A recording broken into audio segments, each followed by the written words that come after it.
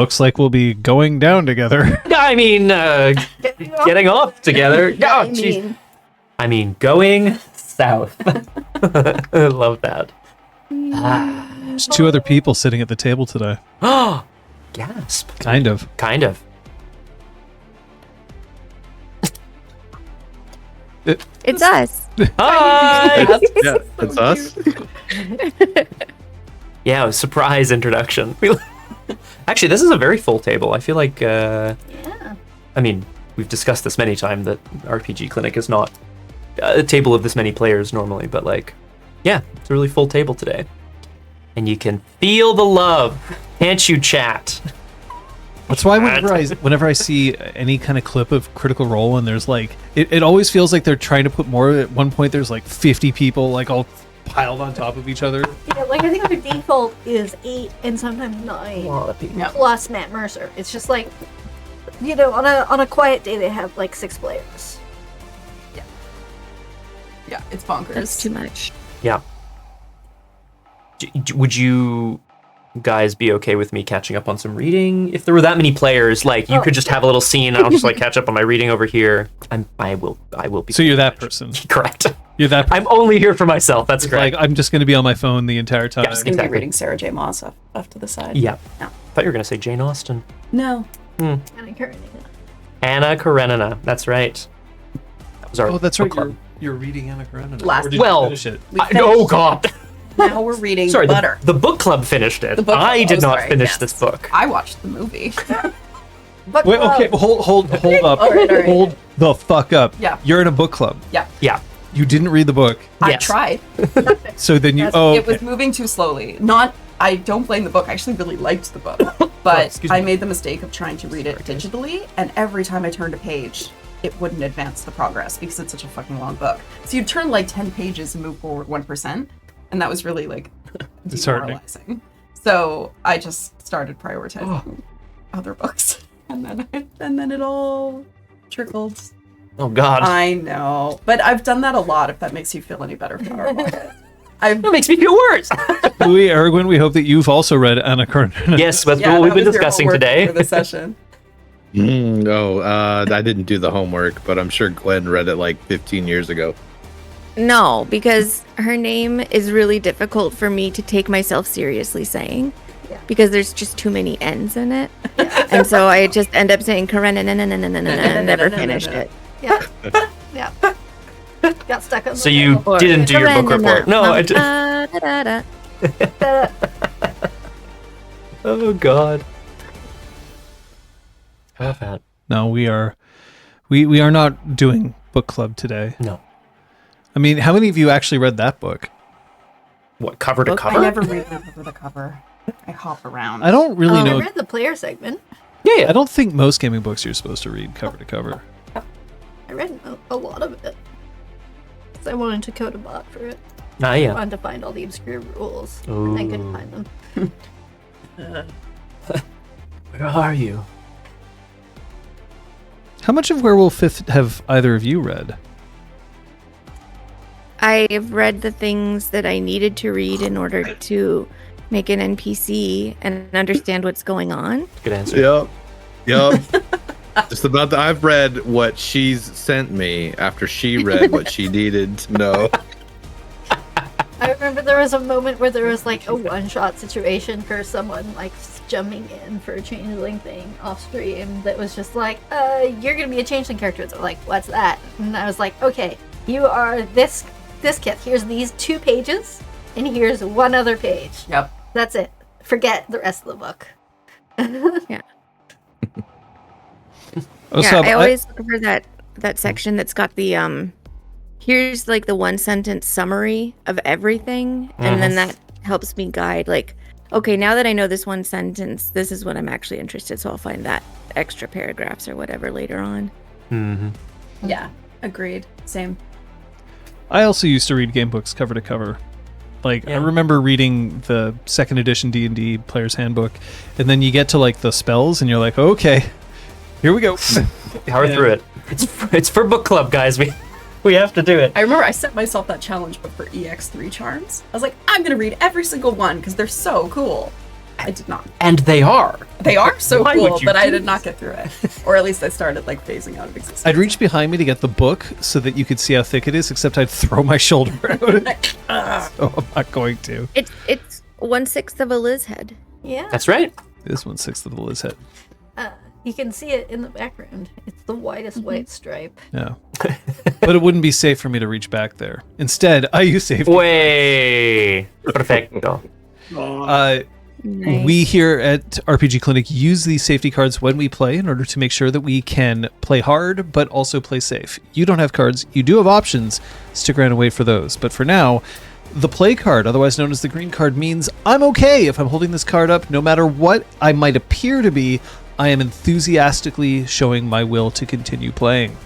The pause card, otherwise known as the yellow card, means hold up. I need everybody at the table to pay attention to me. I've got something to say out of character.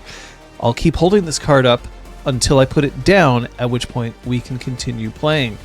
The stop card or the red card means I'm no longer okay. I need to stop. Gameplay will immediately stop. We may move to a be right back screen on stream, and it means that we will talk about what we can do. We'll only resume play once everybody at the table has indicated that they are ready to continue. You don't have cards, but you do have options out there in the chat. You can always message us. If you whisper RPG Clinic, it will show for all of us here. And if you are wary of messaging us directly, you can always message one of our mods. We have She Who Knows 10,000 Things, although she's a NPC today. We also have Bleeds the Light Invincible, Kung Fu Fenris, if you need to contact him. Otherwise, no matter what, you can always walk away from the stream or chat or both. We don't want to see you go, but we do want you to stay safe. 100. Stay alive. Stay safe. Thanks, John. Appreciate it. Apreciando. Also, you can't read the safety I was gonna information. say Down in front! you want me to correct this? Because I can. No, Okay. I don't think it matters particularly. Not right now, anyway. It's in the chat. Yeah. I just mean all of the info boxes will be underneath them, so I could move things. I don't think it's necessary at the moment. That's Okay. Ooh. Oh, we have questions about XP, do we? Yeah. Lara's got a prediction. up, up, up. Oh, up, up, down. All right. Well, let's find out. 3, 2, 1. Oh. I was really hoping at least like Oh my 2/3 of that was going to happen. Oh, no. Triple go to hell. You have to hear the disappointment now. Oh, no. The disappointment's real, and the disappointment's here. It's in your face. Ripping with disdain. Go to hell, everyone. Ugh. I can't believe it. On this day of all day, on this game of all games. Would you rather, Eric, would you rather we spend XP because you're here, or spend XP because our characters learn something from your NPC? No, spend it because I'm here, obviously. All right. Oh, shit, I should have asked you before then, I guess. I can try something. Damn it. The trick is next week, don't spend any experience again, and then now it's also because Now you it's learn anything. Right, exactly. Yeah. Yeah, they didn't teach me anything in the game. Exactly. Oh, boy. Osab gets it. Yeah. Oh man, Jeez. She is everyone. that's true. Everyone. Everyone, including Aragorn and Spooey, are in hell now. Yeah. And it's Well, all our fault. There's a very special circle of hell reserved for our role players who don't spend their XP. Not the ninth circle of hell. No, correct. That's right. That's Ninth circle of hell was for traitors. that's right. Where Well. Dante is not. I like how I can ask, like, oh yeah, do you know about Dante's Inferno? And you're like, Fuck no. maybe you should put that in your goddamn book club. I probably should. He's Uh, such anger, but that's okay. I feel like, well, we can talk about Dante's backstory at some point off stream, or if people want a stream that's just me talking about my character's backstory, I Yes. guess I could make that happen. 6 hours. Six 6 hours. Shit, I gotta come up 6 with some hours more total details. Stream. Oh god, it's a marathon. It's just me. Anyway, Talking. yeah. So here's a question. then, now that I also have the two of you here. Hello. If I were to do a deep dive like that and go for 6 hours on only one of my NPCs, which NPC would amuse you the most?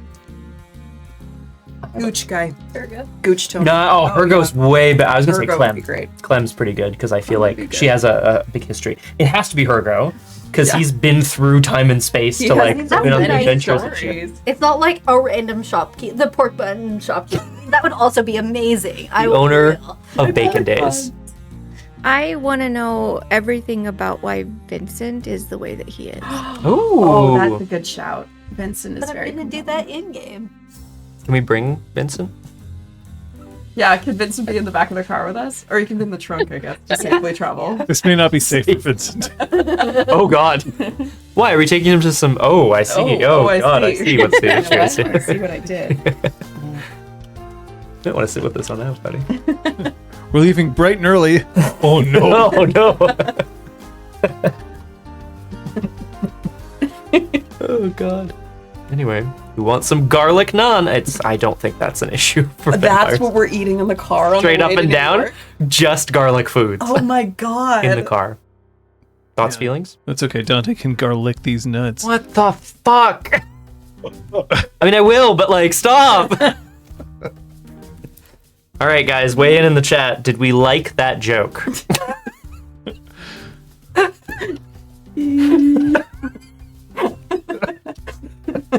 Okay, all right, we gotta. Okay, that averages out to like a good. Okay, that's about 5 out of 8. Let's like looks. Yeah, that's good. I like it. Alice would It's a be good average. interesting too. Alice would be interesting. How Quip. did you become a serial killer? It's The best part, though, is that you're asking these questions on one of the days where Alice can't talk. Yeah. Oh, Natch. Yeah. Well, that's a really interesting 6-hour stream. In that case, I thought you were Why gonna say did of you her decorate corpse. your place in snot? I think that's the big question. Oh, Yeah, why are you snot face? because she's gross, I guess. I don't know. Mm-hmm. Mm-hmm. Kate is currently pulling a Scott and Oh, reading on her phone. that's right. I'm listening and I'm trying to fix the input box despite the fact that you said that it didn't have to be fixed. Hmm. I can't believe it. I say, like, no, I it's can. okay. Apparently. My opinion was never You actually can't name a mattered. problem around Kate. It's true. It's dangerous. Kate is so She's game limit. dangerous. Oh God. Oh God. Really hope it's not a limit trigger situation. A limit, yeah. Scary. And I guess the limit break would be like unable to solve any problems for a certain amount of time. Yeah. Executive dysfunction. Oh, Oh my no, God. I don't have new glasses. I just don't tend to wear them as macros, and I usually catch during pre-show. I keep being like, "What's wrong?" Oh yeah, I have glasses on. Professor. What's wrong? Oh, I can see things. Right. That's the issue. I Right? can reach out. I knew something was fucked. Professor Macros. In fact, there's only one of us at this table who does not need to wear glasses, and it's surprising which one of us it is. Oh, Wait, what? that is surprising. Yeah, he wears them just for fun. Oh, that's what you're. Yeah, I've never actually needed glasses. This will be a fun session. But Scott This should has be like good. 720 vision. Like the What? one that's the incredible. Wait, Can what? you imagine if I was 700 meters somewhere feet? What is it? Feet or meters? I think it's I meters. don't know. Just being like, oh yeah, I know what that says. Fucking hell, man. Who said that? What? Sorry, John. is that true? I don't have 720/20 vision. No. No, not you. Oh, okay. That's true. Shut up, Scott. No, John. Is No, it true? John's trolling you. He's For putting me? this Okay, information. All right. Yeah, yes. no, so I'm actually, in terms of the strength of my prescription, it's not terrible. The main issue is that I have astigmatism, so it's difficult for me to read text if I don't have the glasses on, or contacts, which I'm getting more and more used to, but I good. still don't wear that often. Before I got the laser eyeballs, I needed to get special contacts for astigmatism too. Laser. Blue got laser eyeballs. Really? Twinning. Mhm. Someday. Laser eyeballs. Pew, pew, pew, pew. I tried to get laser eyeballs, and they said no. Think. God damn it. So my question is also 720 vision. That's fair. Does that mean that you can see at 720 meters what other people can see at 20 meters? That's correct. Does it mean that you have 720 degree vision? Oh, yo. You can see like not only all the way around you, but also through time. Through space and time, yeah. It's all the way around me this way and this way. 7/20. my You God. actually have Garbo vision. Oh yeah, right. 7/20. Fucking hell. Yeah. Is Oh it any my wonder God. he can't remember his children's names? He has so much else to perceive. Yeah. That's Zeron. That was- It's like staring off through time. That was also kind of what I was doing with a little bit with 5 paths. Like, yeah, the more you hashtag the more you know, the more you can see, the less you actually care about what's The around more you. you find that. The more you He Dr. forget your Manhattan children. all over. That's a good reference. That's why that if Zeron looks at you Wait, weirdness. directly, you know you must be important. Are you saying Brahm's important? Yes. Nice. Looking at Brahm's face. That's correct. We don't actually know if he was. You saw that Canonically. swimsuit picture for Rob. I love that drawing of Zeron's Just not imagining the- never looking The at Zeron Rob's book eyes. series. The first one is probably Zeron and the interdimensional cock. Oh my god! It's like a Chuck Tingle-esque erotica An novel. interdimensional blue cock. Oh, why is it blue? Oh, because of right. Troll, I understand. but Yeah. Azure cock? Mm. Wait, Kung Fu Fenris, you were used as like a test subject for optometry school? Optician school? That's pretty dope. Yo!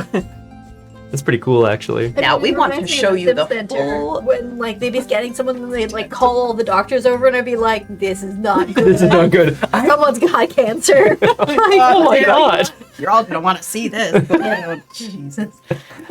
Don't worry, Timmy. Everything's fine now. Advanced screening. Yeah, exactly. You're getting paid to get advanced screening. Yeah. Kind of. That's true. That's how I learned I have a heart that's slightly more vertical than most people's hearts are at a stronger angle than mine is. It's fully upside down. It's not fully upside It's down. How I 20, learned it's that I 720. don't have a uterus. Yeah. Yeah. Oh my god. Fucking hell. That's a good story. Yeah. Would you? I don't know. If I think I've told the story, but It's so gone. we've all, not all of us, but we've all worked at the Sim Center, which is a place that trains doctors. But they need patients for these things, so they basically hire actors who are like, well, I don't have any money, to come in. Can confirm. And they pretend to be patients, except that they're often using real equipment. And one day, I was there. They were taking ultrasounds of people's abdomens, and I was lying on the bed, and this medical student is like frowning as they're scanning my belly region. And then at one point calls over the teacher and says, I can't find her uterus. And then the teacher had to be like, he doesn't have one. You know what? I see what I've done here. And the thing is, I imagine the student was just on so little sleep, so frazzled, didn't even look up to like see who else was there. It was Yeah. just like, well, that's a patch of skin. Well, yeah, because those exams, like, they're going from Oh, room yeah, to it's room, wild, and there's yeah. like a different actor in every room, and you're just like, oh god, I zero in on the. Oh, and area. like they refer, like it's partially because it's like the French translation, but they often refer to the people in the ultrasound rooms as mannequins, because the other training is actually done on mannequins, so that when they have humans, they just use the same language, and so there's like it definitely dehumanizes the humans that they're jamming with ultrasound on. It gets a little more morbid when you realize that there's also another section of the center which we didn't normally pay attention to, where there are cadavers. Right. So Right. Which, yeah. Important for medicine. Yes, very. I would say. Scott was in charge of that. He played the cadaver. Why?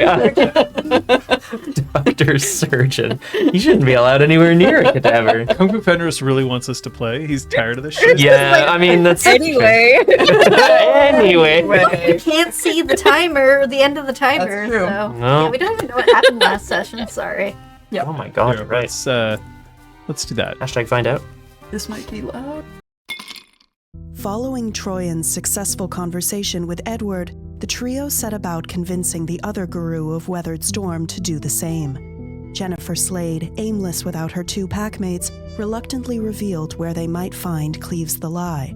Sure enough, the pack located him at a dive bar, almost completely lost to Harano. He confirmed Portia was a stargazer like the rest of her pack, but was reluctant to share anything more, having promised Portia they'd keep Troyan out of it for her own safety. Finally, he shared the 3rd pack member, Ryan's, phone number, and told them a 3rd stolen moon remained at large. The The trio convinced him to attend Dew and Dusk's gathering for the departed, and there the assembled shared stories of those lost and howled in their memory.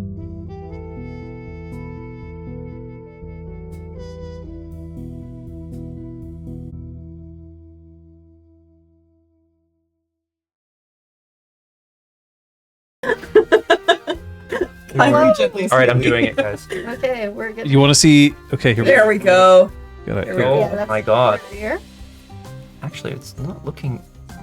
there we go. Okay, I see what I've A done. little bit more. A little more. You sure? Yeah. Yeah. Okay, I've done it. Yeah. Thank you Thank you, so guys. much. Appreciate it. Sorry, Just yeah. That was so intense. That's what our camera. That's what we, yes, we aim to... It's usually on my boobs. No, usually. No, it's not usually. Today it was definitely on her boobs. Not usually. How can we tell? Thank you, John. if Thank the you. shirt is in focus. Oh, God. RPG Cliff 1,000-yard stare. Yep, we can't start with a T. Oh God! Right. 100-yard stare. 100-yard stare. RPG clit. 1,000-yard stare. 1,000-yard. 1,000-yard stare. I mean, that's Doogie probably 1,000-yard stare. not- Flower of August, you joke, but probably one of the most embarrassing moments in the last 5 years for me was I was at a job interview and they mentioned that they'd seen my punchy streams. And I was just like, what do you mean? Oh no! Suppose then I'll show myself out. That's unfortunate. Now, to be clear, it wasn't. You It were. wasn't. Yeah. It wasn't during a quote battle, was it? Because No. that's the worst. No, those are definitely the worst. It also wasn't a job like. It was Caring relevant. for the it was in the elderly or relevant something, I don't field, know. and no, Okay, it was okay. not. No. I was recently Still. interviewing a candidate who then looks up to me and says, "Oh, I saw you in LARP." Oh. And, And you like, went. like, all right, that's You tried. Hey man, 4 out of 5. Yeah. 5. Hang on. 2 out of 3. yeah, thing is, Yeah, 4 out of 5. Then. francophones are more likely to call it LARP Yes. because they'll just swallow the S and not say it. Mm. But that's. I'm also just like, don't bring that up. I'm not the one on. I'm not the one being interviewed right now. Go and too. Anyway. Yeah. I don't think you like this. Isn't a suck up moment. Like that's not. I don't know. I kind of like to feel like people have at least done their research on who they're meeting. I think there's kind of something nice to It that. means I need without, more like- things on my link. Weirdness. It's correct. That's the correct combo of I emotes. think I was just like, oh yeah, that's great. Cool. Are we ready to start? Yep. Oh shit. I think so. Yeah.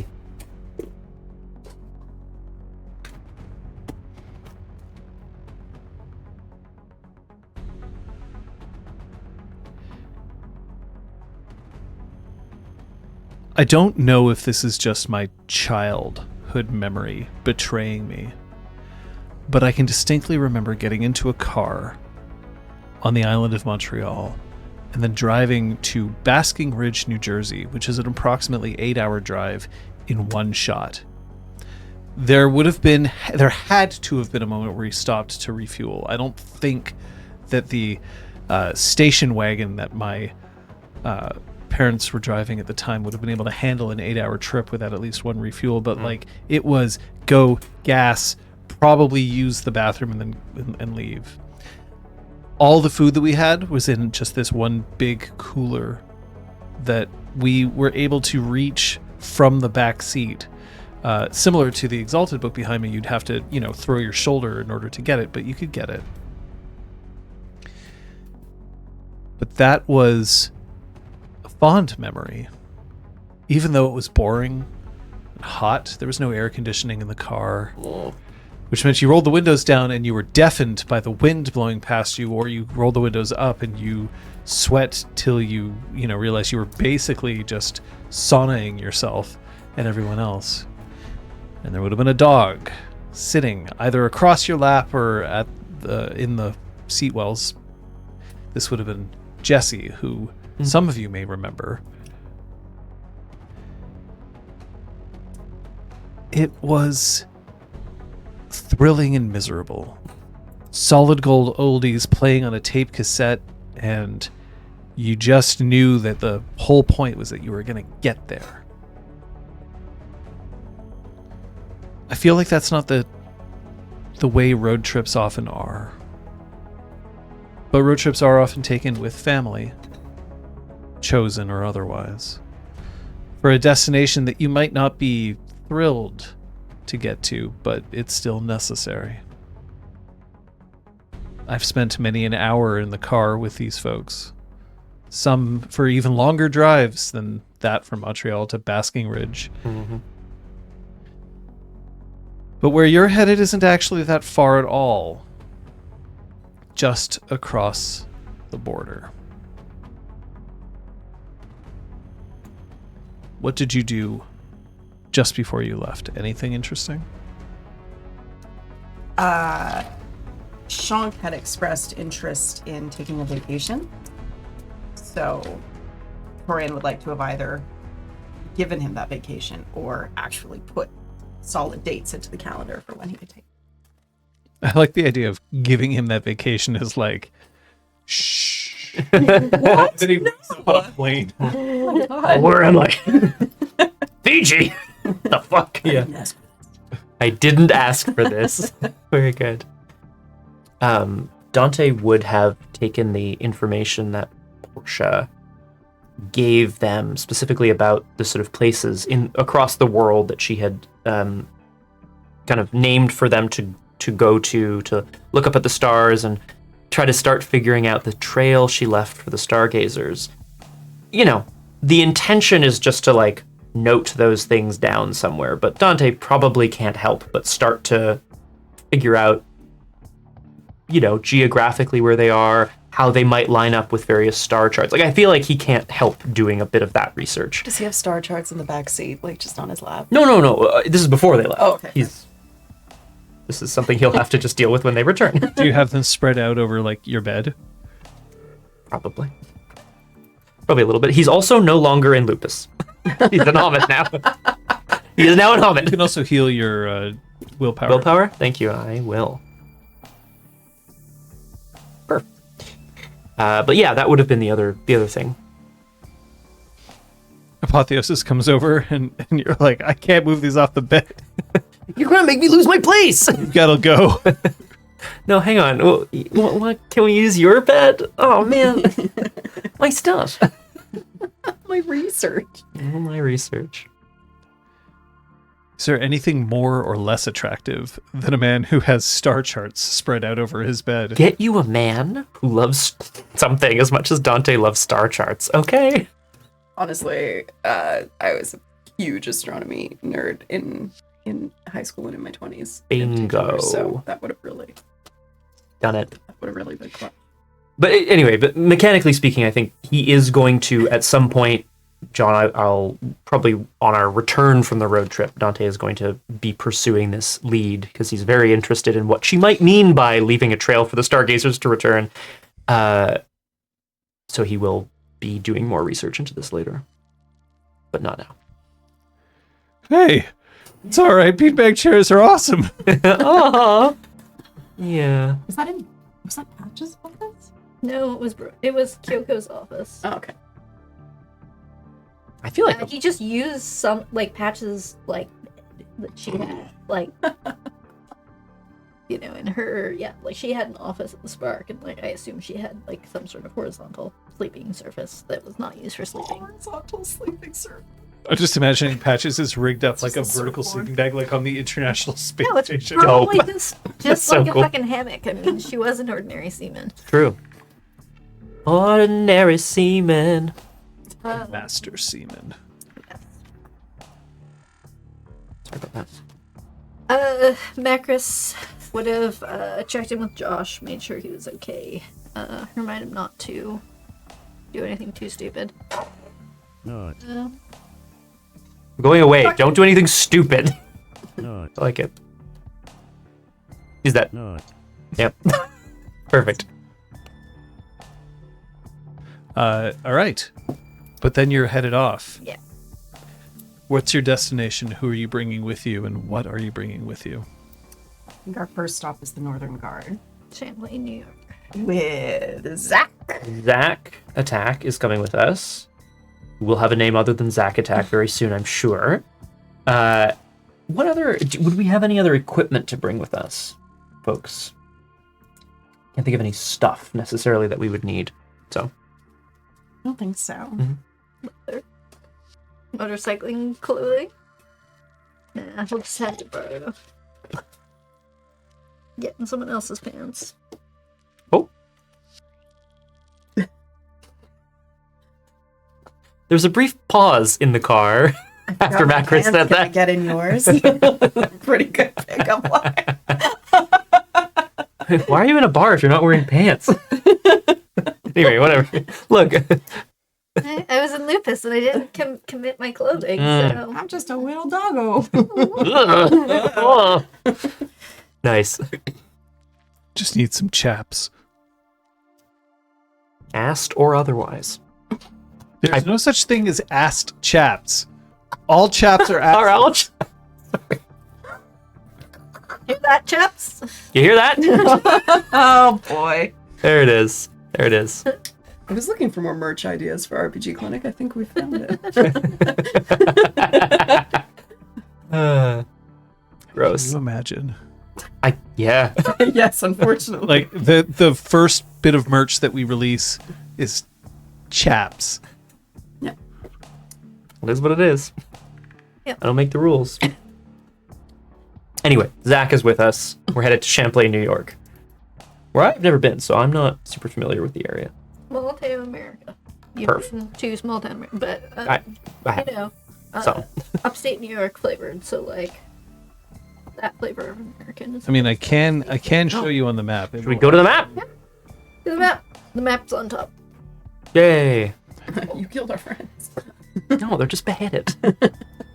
So They're just hiding. if we Exciting. look, here is Weathered Storm. Yeah. Okay. So if we pull out way back, did I move the cairn? I did. Hold on. Oh, shit. The Weathered Storm after the Rite of Cairn building, it's moved a little The bit. volcano lava. Why did it shifted move? it over. Are you sure you moved it? I don't think it did. Yeah. Oh yeah, it's Like definitely downtown. Montreal. Yeah, it's I'm not quite sure. it's not Fix that close later. to Get fucking Place des Arts. This is where I work. Oh no, stock stuff. Yeah, it's not like people know what company it is. Yeah. And it's publicly listed. There it is.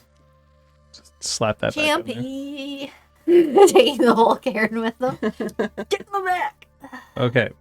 So if we zoom out and then we go towards New York State down here. That's not it. Here's It's Syracuse. the water between Vermont and New York. Right Yeah, here. that Sorry. tall, thin lake. Yeah. That's Lake Champlain. There it is. This is Lake Champlain, who they're like, we're one of the Great Lakes too. And no, you're not.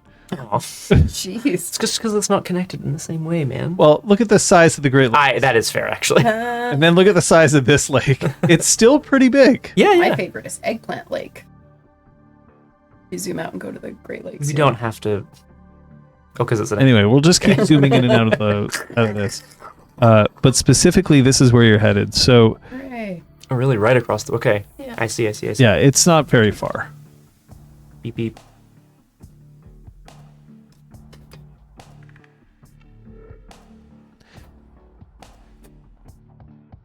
Do all of you have like a passport?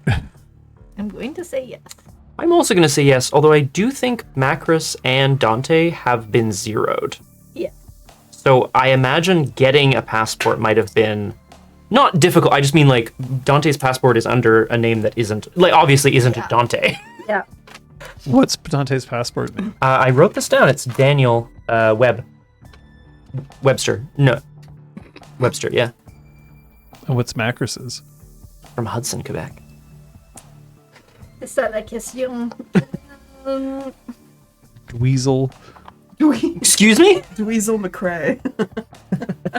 I like McRae. Gidget. If you don't write your own Apologies to passport- anyone out there whose name is either Dweezil or Gidget. I don't know.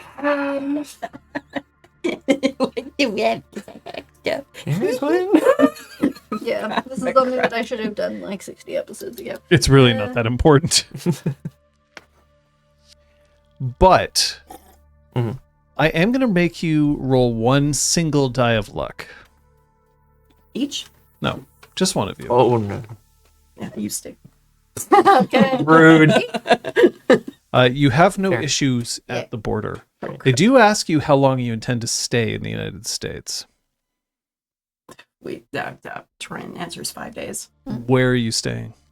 Tran gives the address that they would have given them to meet. There's no reason to lie. Yeah. So, Okay. Any fruit in the car? Like 7 guns get pulled. Oh, shit. No fruit. I once got stopped at the border Uh-oh. for fruit. I was 8 years old. They made us eat all the fruit. Oh, my God. Did you have a lot? Like, was it enough that you were like, It was a lot. It was a oh, I don't like that. Anyway, as you continue on, Zach is staring out the window. He is not saying a whole lot during this particular leg of the trip.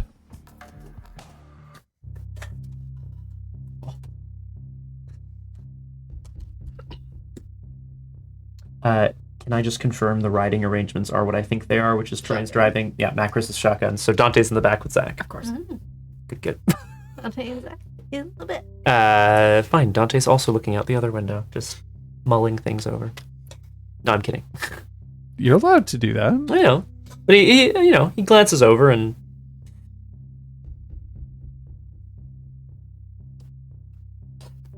I will point out that it is 2023 Mm-hmm. in game right now.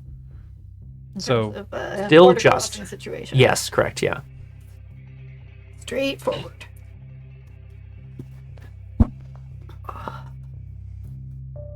We appreciate you coming with us, Zach. I know there was some question you weren't sure. It's going to be good for us to meet more folks, more Guru. I just don't. I don't know. It feels strange. I didn't think that I was supposed to be traveling this way so soon. Away from everything I know. I mean, honestly, the upheaval that we all go through after our first changes, it doesn't really stop. I feel like we're all just trying to find some semblance of stability. He glances behind him as the border is receding in view, and he goes, and the last time I just busted right through. I didn't, Ask permission. I didn't go through proper channels. I didn't have my passport on me.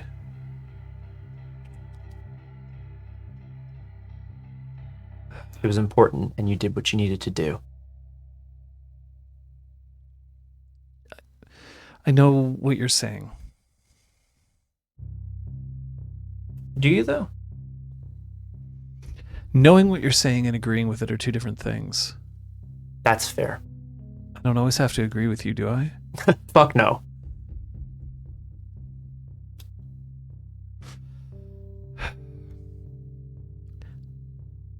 The last time I came here, I was begging for help.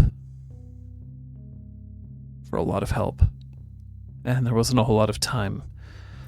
I didn't even enter the cairn proper.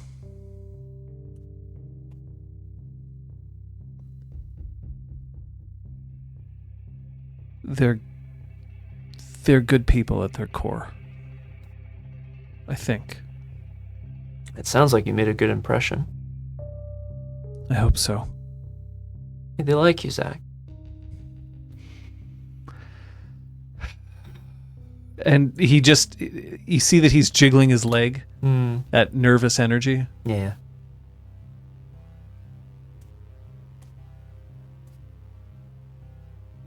Dante kind of lowers his voice a little bit. Not that I presume these two can still hear, but just like for the illusion of privacy. Look, I barely know these folks myself. Only a few of them. I'd be lying if I said I wasn't a little nervous as well. They apparently have something that we can help them with. Who the fuck knows what that's gonna be? But we do this shit because it's important. We do this shit for Gaia. Until we die. Dante is a little taken aback because it's true, but also it's like 10 a.m. probably, and he's a little like, well, it's a little early in the day. I don't know if it's 10 a.m. There's but still like coffee cups from the drive-thru that you went to on the way down. You're still eating a McDonald's hash brown. Yeah.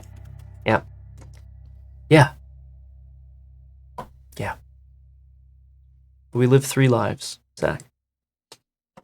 I know. Okay, all right. Fuck off. Wow, even I could feel that eye roll, and I'm not even looking at him. Yeah, I almost got knocked out of the car by the force of it. Holy shit! And he gives Zach a friendly slug on the shoulder. There's a sigh, and then he pulls out like these battered headphones and just puts them on. And continues to stare out the window.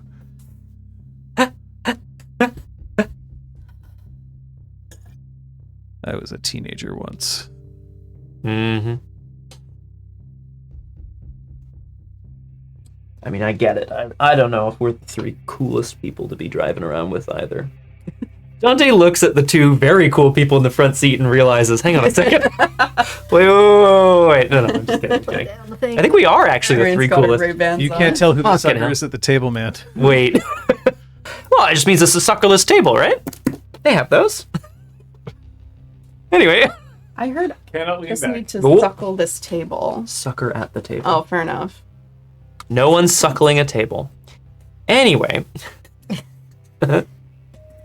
Dante's Use Bluey. Dante's okay with no long. You can have his headphones. You know what I mean? He does crane forward to be sort of at the level of the front seat with these 2. What do we think Road Nash is gonna want? Said ask for Norman. Maybe it's code word. Did he? Okay. What the? Who the fuck is Norman? Oh, yeah, he sure did. Yeah. I don't know. It's hard to imagine anything that the 3 of us could do that they couldn't. That's No kind of my. offense to us, but No, you know, that was kind of my thought too, actually. So do you think it's annoying or risky? both annoyingly risky.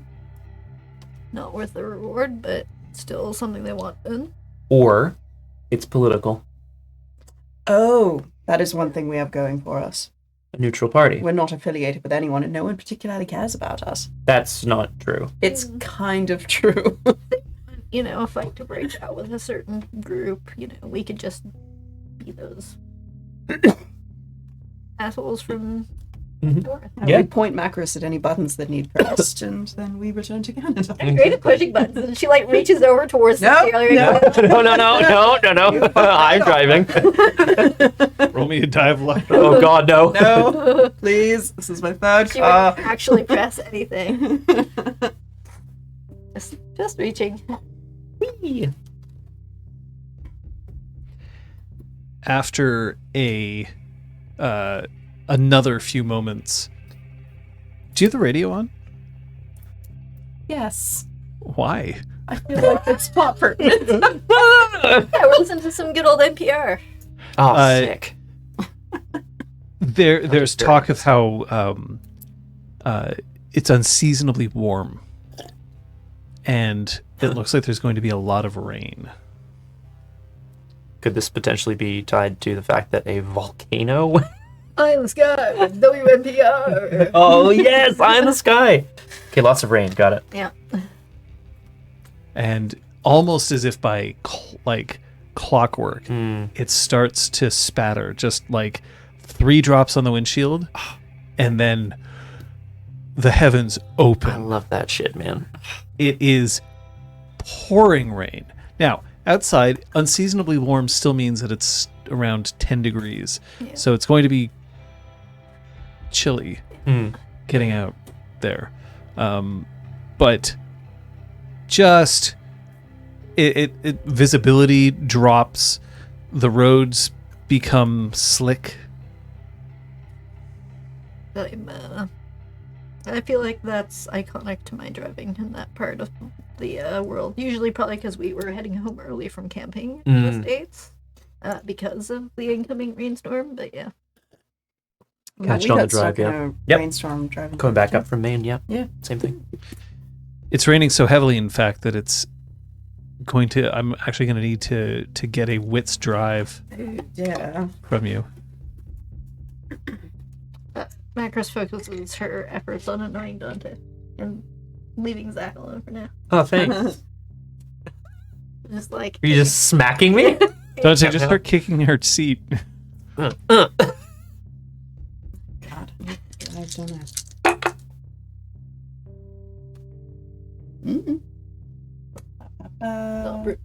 Why not?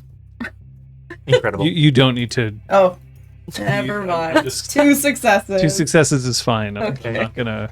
Thanks. This I got a wasn't to crit, see if though. you total the car. Fucking hell. This is what to see if you notice that there's 2 bikes coming up behind you.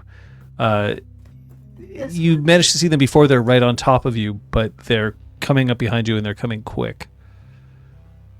Looking in the rear view, do I recognize them? It's raining very hard. And they're maybe wearing helmets. I would assume.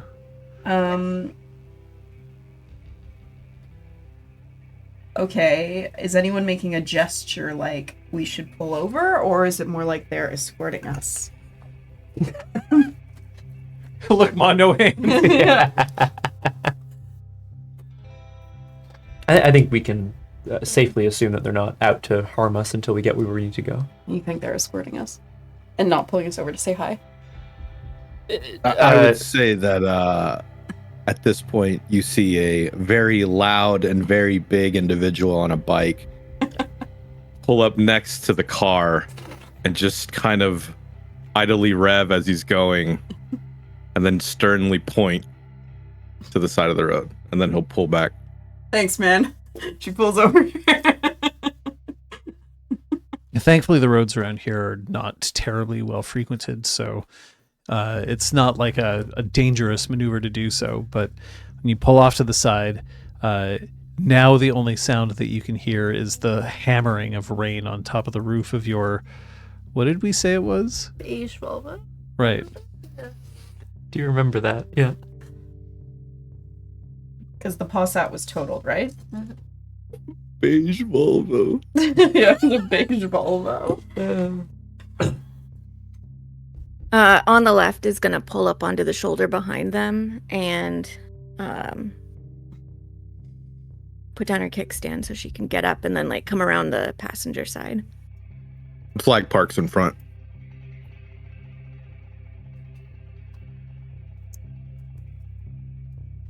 At your side. Knocks on. Oh the yeah, window. she like definitely rolled down the window. But You were about to honestly- do this. No, I was gonna actually like open the door and be like get in, but like that's like sit Onto on my your lap, lap. right? Like, Nice. but it's bucketing rain, so I feel like that she like tries to scooch over like onto the center console to Amazing. give space, if or at least to like lean in and like shelter from the rain.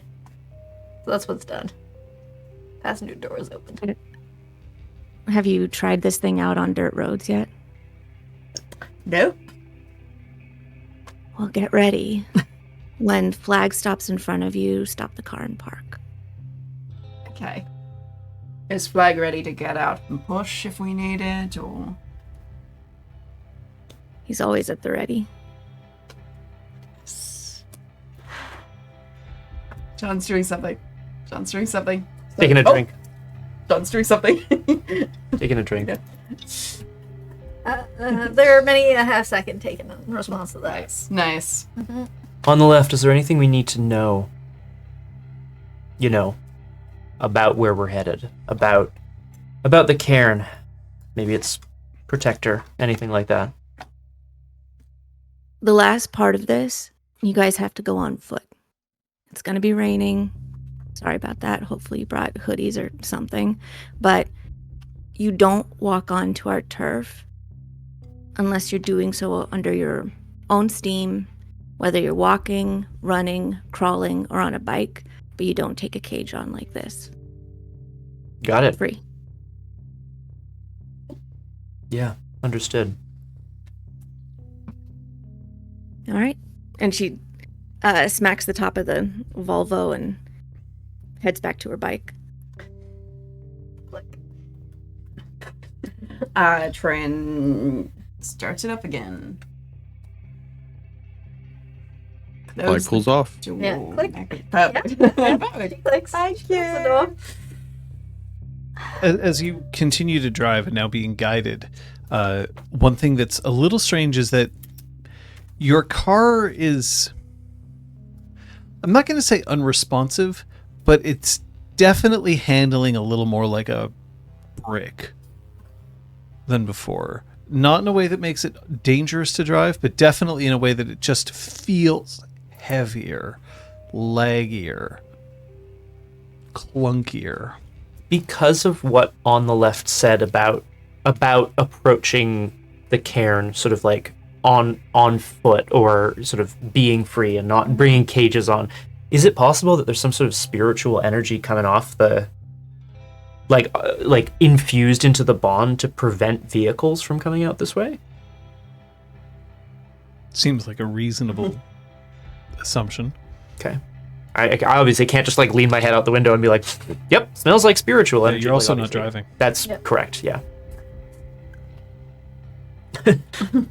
both hands, Troyan. Thank you. However, it does mean that as the car is now going on, once it's turned off of asphalt and turns into a dirt road that is rapidly becoming a mud road, the car is struggling even more than before. Oh, Jesus. Until eventually it becomes such hard going that you have to slow down, and then your wheels catch. Oh my fucking god, I cannot buy another car. I hope this didn't ruin this car. Car seems to be okay, but you're not going anywhere. Your tires are now spinning freely in the ground. Kachak. Macros just steps out. She puts on her hazards uselessly. Let's get you into the side. Macros starts like shoving the car just to try to get it like out of the main pathway to get it on the shoulder. Well, yeah, it's very Yeah, I mean, for Guru, who can also go into Glabro at a moment's notice, it's not hard to get the car off to the side. I'll assist with this as well, yeah. And scans around looking just to make sure that Flag at the Ready and On the Left haven't, like, left them behind in the dust, so to speak. No, I think we've parked the bikes in front of the car. Mm-hmm. And he's probably just grinning, watching pushing of the car. These fucking city kids. How does Zach seem? Like, is he ready to... Zach has by now gotten slightly out of his funk. He's pocketed his headphones, and he was very willing and able to help push the car. But once it's all said and done, he's standing there. He has a backpack that you recognize used to belong to Dusk. The kind that's heavy duty, but it looks like it's very beaten up anyway. He's shouldered that on, and the only protection that he has from the rain at the moment is a baseball cap, which he's got pulled low over his head. Macros has pulled her hood up, but like she's just drenched. Yeah, I feel like we're okay with, It actually reminds Troyan of home. Oh. She's got her trusty little Being wet? windbreaker. In the UK, yeah. That's right. On the left, once the car is sufficiently out of the way of just blocking traffic, she sort of she waves a hand to say that's good enough, and then walks forward and throws her arm around Zach's shoulder and kind of like noogies on top of his ball cap a little bit as a welcome back. There's another eye roll This one doesn't carry quite the same force as the previous one because he also doesn't want to insult anybody, but there's very much like, oh, not again. But he puts up with it. Yeah. How's the drive? It's good. The rain didn't hit until like just before we arrived. Zach. Yeah, I don't know if it's the lake or what, but it seems to want to do that sometimes. Zach looks up and says, are we actually going in? Do you want to? I do want to stay out here. No, I just want to be sure that we're welcome. Are we welcome? Are you willing? Are you willing? Yeah. Yeah, I think so. Are you free? He looks at the three of you and then nods. Well, let's fucking go. Great. She locks the car. Click, click, click, click. Oh, you don't need to do that. It'll be safe. Dante is intrigued by this notion. Doesn't say anything more than that. Dante decides to try and steal the No. You're supposed to leave it unlocked. Yeah, in for case bear attacks, right? Hide from random Oh, Guru. yeah. How many bears would you say you have in the area? Polar bears. Mm-hmm. We set off with on the left and flag at the ready. If they're both going, that is. Mm-hmm. Mm-hmm. As you are walking now at this point, you pass by two very, very large stumps of wood that have been jammed into the ground, but they've rotted at the top. However, one plank still connects across the bottom, and it just reads open from April to October at the bottom. But the rest of whatever was presumably a very large sign has since rotted away. What did this used to be?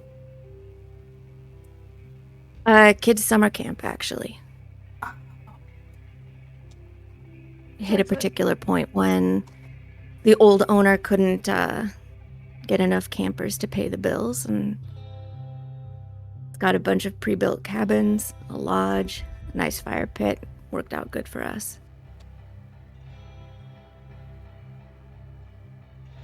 Excellent. What was that? Excellent. Hmm. Are there any other... The three of you are also freely entering. Is that right? Yeah. We're free. Mm-hmm. All right. On the left, are there any other major cairns in the area? How much power would you say you guys have? He kind of like goes, oh, maybe that's not the right phrasing, but leaves it on the table anyway. Well, Northern Guard is, unless somebody's done some recruiting, at about 50 strong right now. We are vastly spread out. And because of that spread, we're covering a lot of territory and keeping it safe. There hasn't really been a need for anybody else to set up any cairns and actually invest in them. Mm.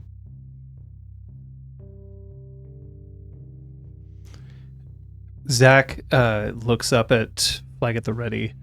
Do I need to announce us again? Well, do you think that's necessary? I mean, respect the territory of another, right?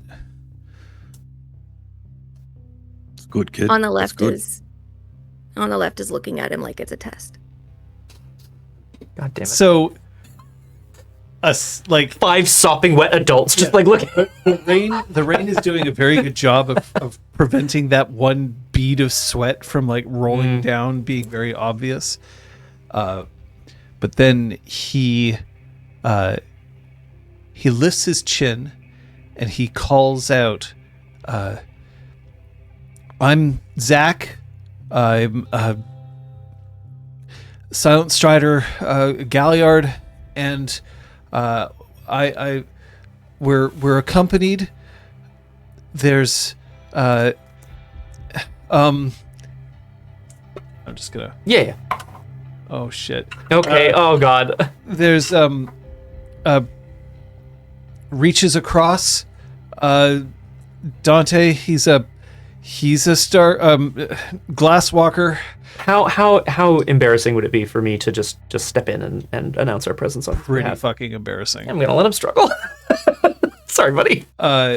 He's a glasswalker, a theurge. Onto the breach. Black Fury, Arun, and cuts to the quick. Bonar, Ragabash, and the thing is, he knows what the auspices are. Yeah, he knows what the tribes are. He knows what your names are, although he doesn't call you typically by your deed names. Yeah. But he just looks overwhelmed. Yeah. I mean, he's trying to. He feels he needs to step into. I mean, sorry, Yeah. I shouldn't say he feels. I don't know, but it Seems like he's trying to step into shoes that are like that he's not ready for. You know what I mean? Like that he feels he has to be this thing, and Dante will just kind of put a hand on his shoulder and be like, "Nice, good job, dude." On the left is just looking at him and is just listening. She doesn't really look impatient when he's stumbling or upset or like he's failing. She's just listening. And then she tilts her head when he's done. And in the distance, after like a pause, there's like howls of, "We heard you. You're welcome." And then at one point, he, after he finishes and after the howls are, then he remembers, and we're all free. Yep. Attaboy, kid, let's go. And then I'll just give him a little pound on the shoulder. Bah! Yeah, let's, Pulls the cap over his are eye. you stopping over because this is a longer trek? Or are you going to be hitting the road soon? Was that a question directed to all of us? I'm assuming it is. Mm-hmm. Yeah. After the events of the Cairn of the Weathered Storm, we were told that there was something we could help with. It's a way of sort of repaying the favor, the enormous favor that you all did for us. It would be nice if we had somewhere to stay tonight. Okay. Thank Let's put you up in one of the cabins then. Did you guys want to bring anything from your trunk with you? Can it be assumed that we grabbed our bags? Yeah, sure. sure. Because we've been walking a little bit. Yeah. Yeah. All right. And she takes the lead and starts heading off towards one of the sort of clusters of cabins. They probably all have like bird names on them that are still there. So she'll put them up in Kestrel because that's a hunting bird. Nice. And inside it's just like a cement square floor with, wood walls and bunk beds. And like a little kettle heater in the front or in the middle. There's a reedy fella who is leaning up against the cabin by the time the four of you with Zach have sort of had a chance to put your stuff down, possibly change whatever clothes, although you're going to be going right back out in the rain, so that's probably not worth it.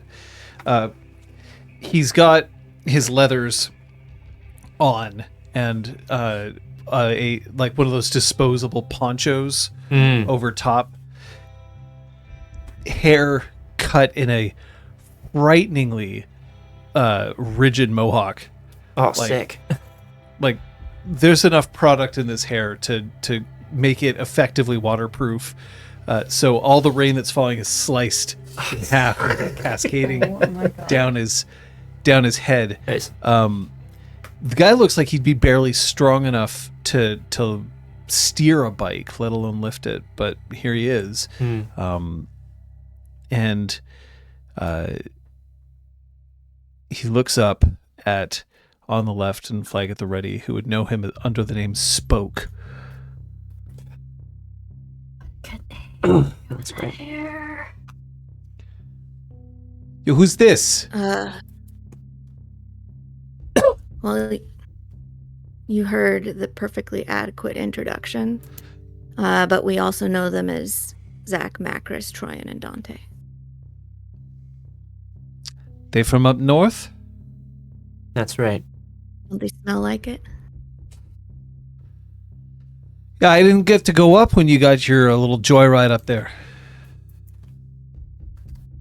Maybe next time.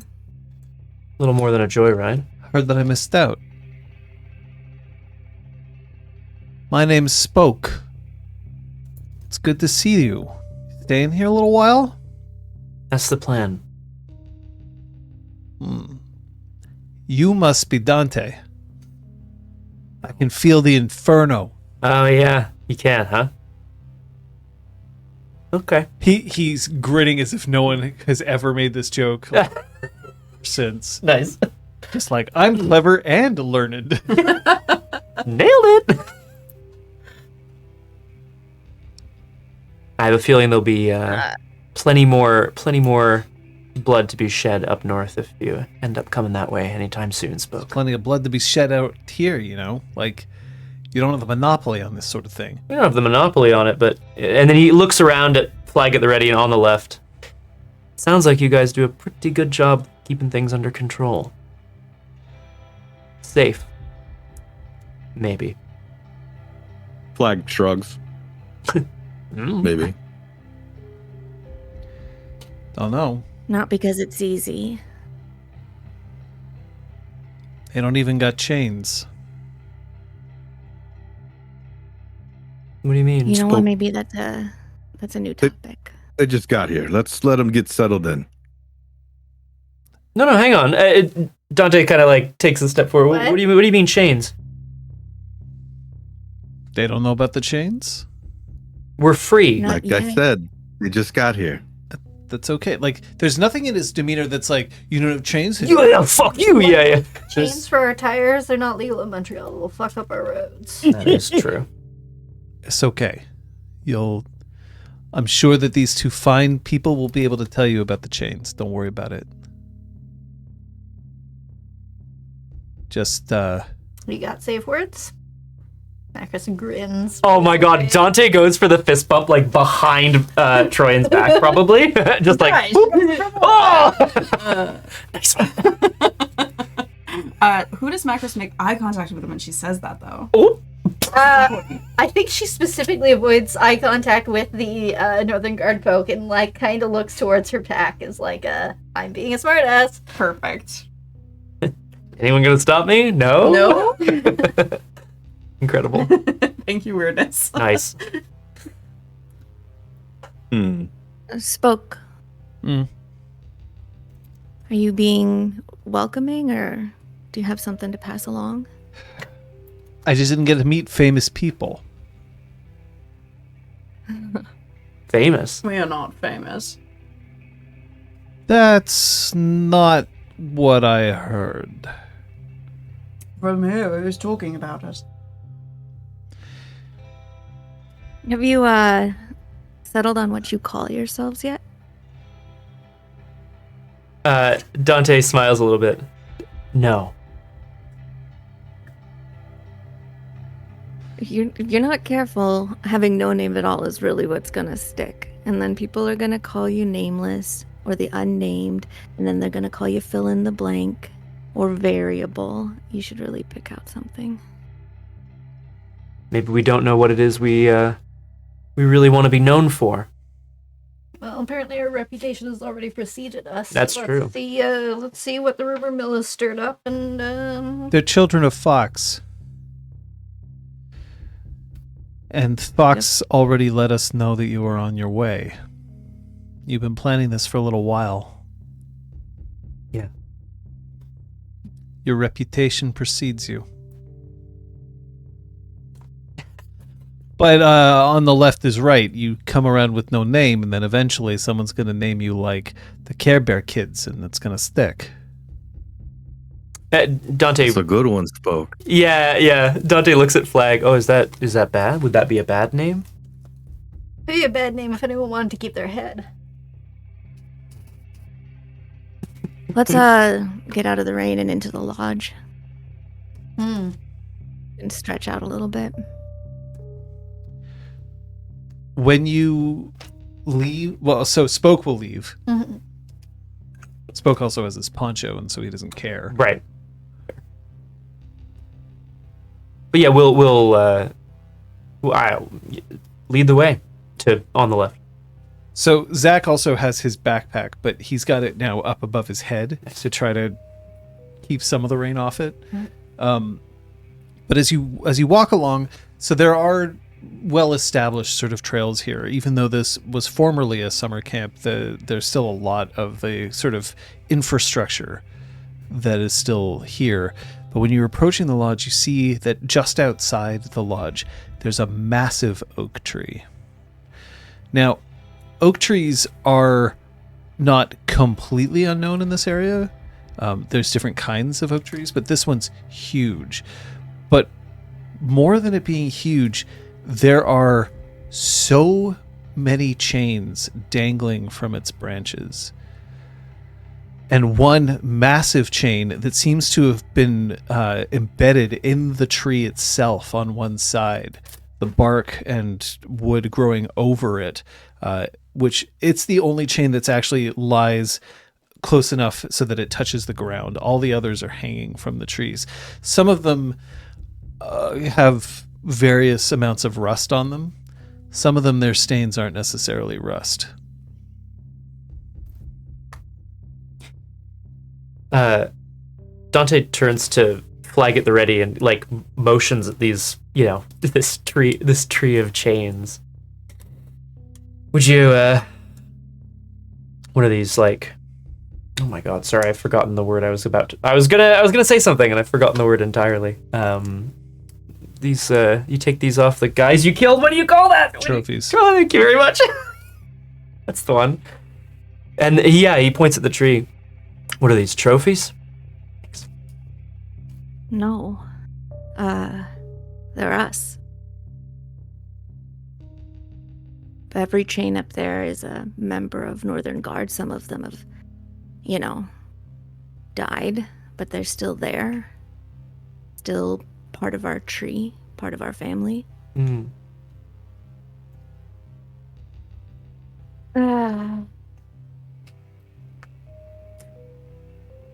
If you're curious, I would give a nod if you want to talk to one of our theurges and get introduced to Chained Oak.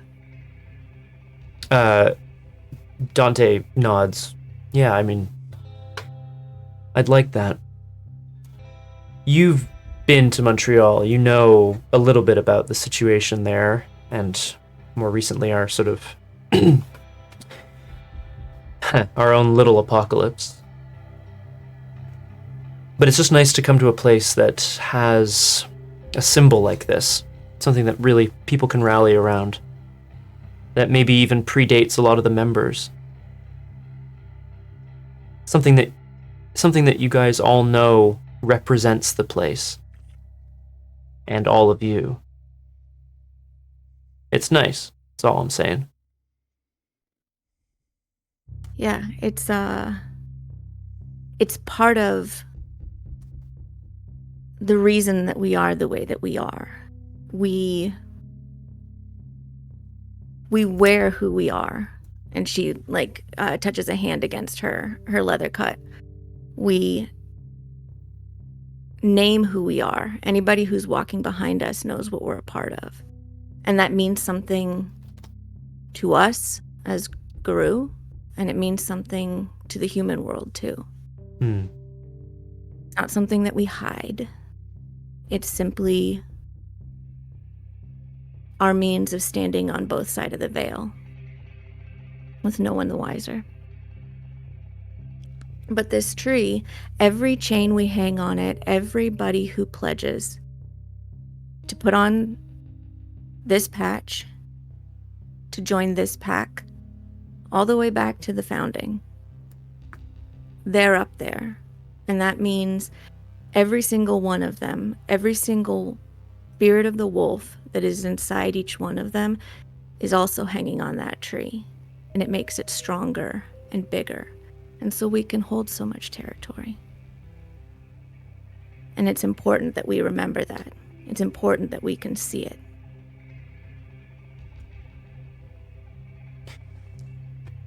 Loud and proud. A lot of sense. Yeah. Shit. It I does. thought our Karens had things figured out. Nope. Downstream kind of does.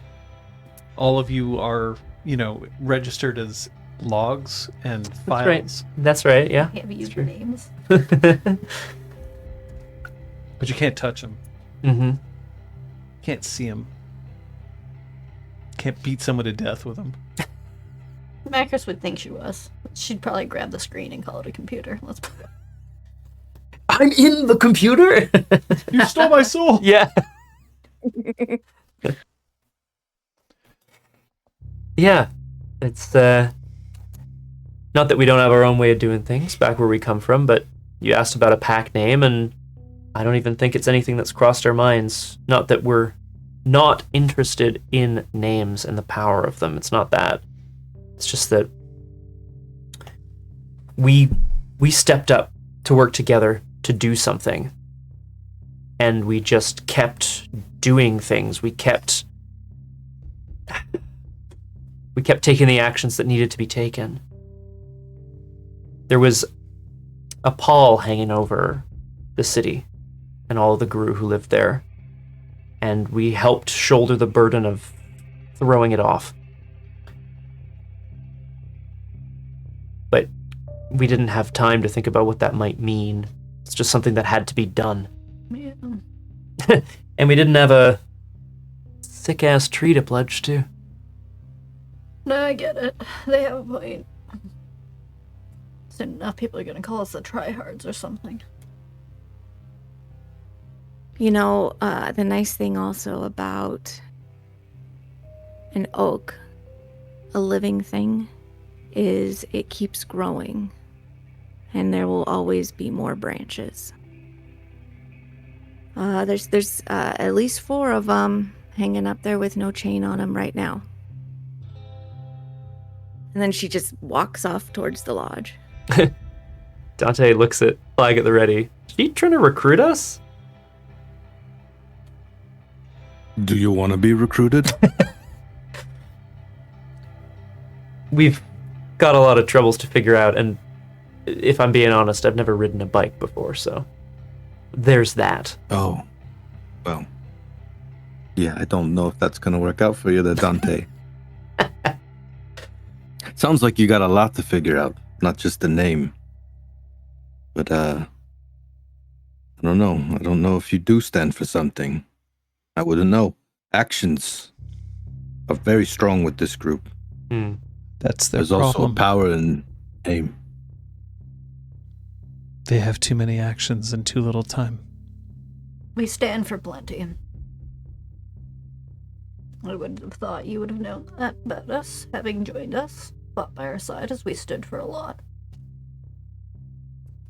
Don't take it as an insult. Here to offer assistance. If that assistance requires some sort of pledge, we'll talk about it. Spoke Well, just grins. Careful. If you pledge, you get your chain. That chain can be used against you. Hence, we'll talk about it. Not, okay, where's the chain? Let me eat it. And then Spoke looks at Flag at the Ready. Is that one the Ragabash? You couldn't tell? I've met a sassy Not Arun like once or Prez. twice in my life. Yeah. Me too. She's the strong silent type. It's all right. They, look, the one thing I can tell you is that being welcome here matters. As long as you're welcome here, every one of us will die for you, kill for you. We just expect you to do the same. That's why we're here. Oh, you think they got the apple pies going? Oh God, I hope so. And Spoke Apple pie in the rain. Yeah, Spoke seems to have that as a driving force, and so he starts heading off towards the lodge as well. You see that there's smoke coming out of a chimney, one of those large central chimneys, and the lodge doors have since been painted over, so like it doesn't have the same sort of look as like we're a children's camp. You see, like nothing like that. That's good. There are still flagpoles on the outside, although I think that by now all the flags would have been taken down in this kind of weather. But when the doors open up, it's clear that the lodge has had some modifications made to it. Half of it is still what would have been like the gathering place for the campers, right? The place that, everybody would gather for meals or for announcements, or if they were putting on like any shows or whatever, this would be where it would happen. There's still very thin remnants of like basketball court paint lines on the ground, and there are tables. But that half the place has now been opened up into what's more of a garage. So somebody has poured down concrete here, put drains. There's barrels of oil, gasoline. There's garage doors that lead out to the outside. And there's a couple of bikes here in various states of disassembly. But you can also smell this overwhelming scent of baked pastry and apples, cinnamon, cloves. Fucking hell.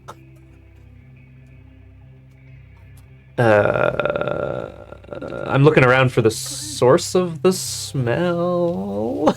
Just to see if it's like out on a counter somewhere, So a lodge which would be a place that would be a almost an industrial sized kitchen. There's a counter that divides the kitchen from the rest of the place, and on there's 5 apple pies. Or at least you assume they're apple. You can't see inside. Right, they have crusts, but they're all steaming way too hot to possibly be eaten at this point. But they're sitting cooling there. And there's someone else who is in the kitchen who, despite wearing like a giant apron and the apron across says, kick the chef. But you see that it's Norman, that's Roadnash, who you met before. And he still has a leather pauldron on under the apron, and he still has his leather gloves on. He seems to be using a brush to clean out one of the ovens on the inside, and then looks up. They made it. Thanks for your hospitality. Are you hungry? Always. I think it's safe to say. Flag at the ready. Did we expect others here for dinner tonight?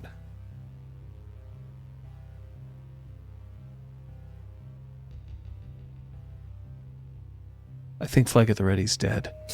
Oh my god. Oh my god. Say again? Sorry. Hypnotized by thinking, dreaming of apple pies. I know I am. Flag at the Ready, were we expecting others for dinner tonight?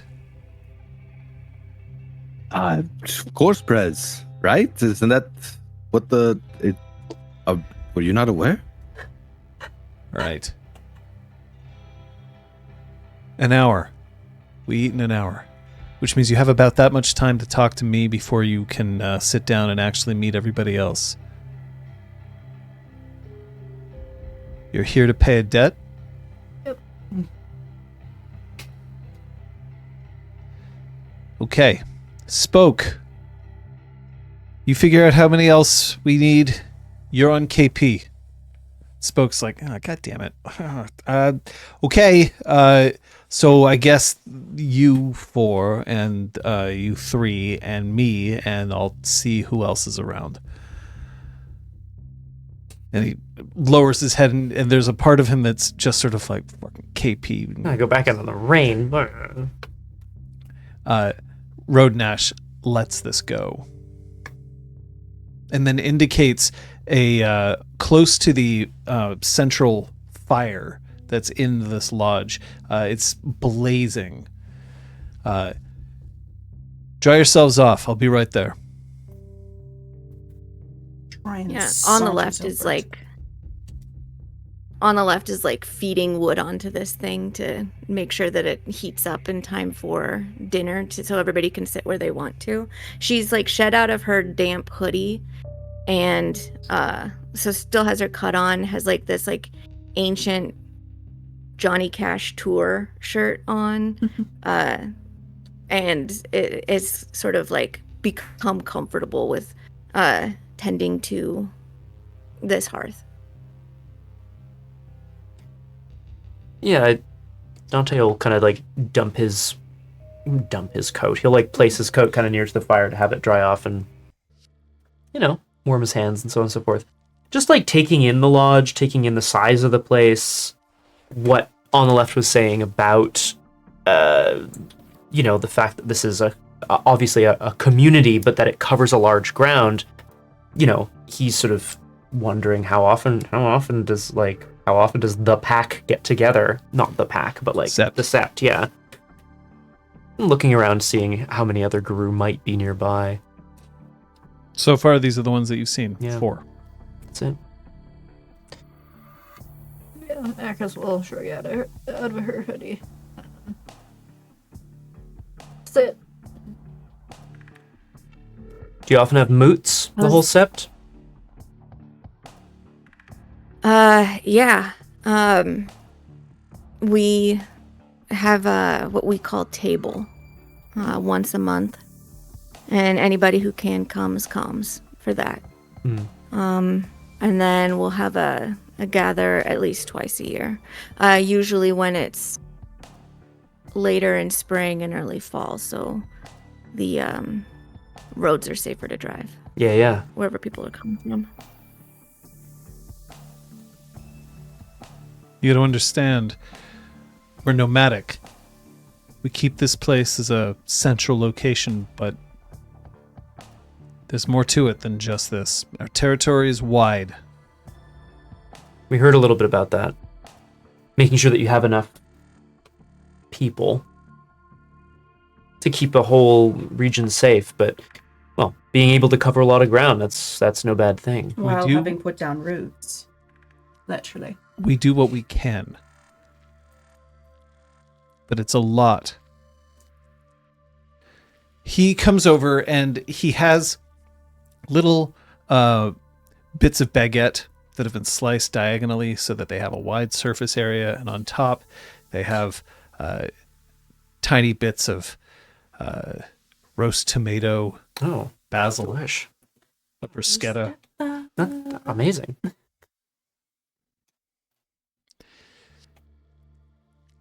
Eat. Yes, sir. He sits down and kicks his feet up so that kicks his boots off, actually, so that now it's just him in stockinged feet. He lifts those so that his feet are pointing towards the fire, leaning back. He is not eating and seems to have no interest in eating, but he still has his kick the chef apron on, and he crosses his arms. We had foxes tell us that you were on the way.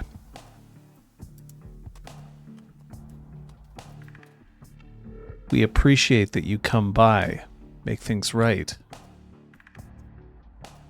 Are things well up there? As well as can be expected. It's a period of transition, to be sure, but both Karens have strong leadership. Both Karens know where they stand, and they're actually fucking talking to each other, so that's nice. Yeah. on the mend. Some grieving needed doing. Yeah. That's what happens in war. You're saying that they're talking to each other now. That implies that they weren't before. Mm-hmm. What happened?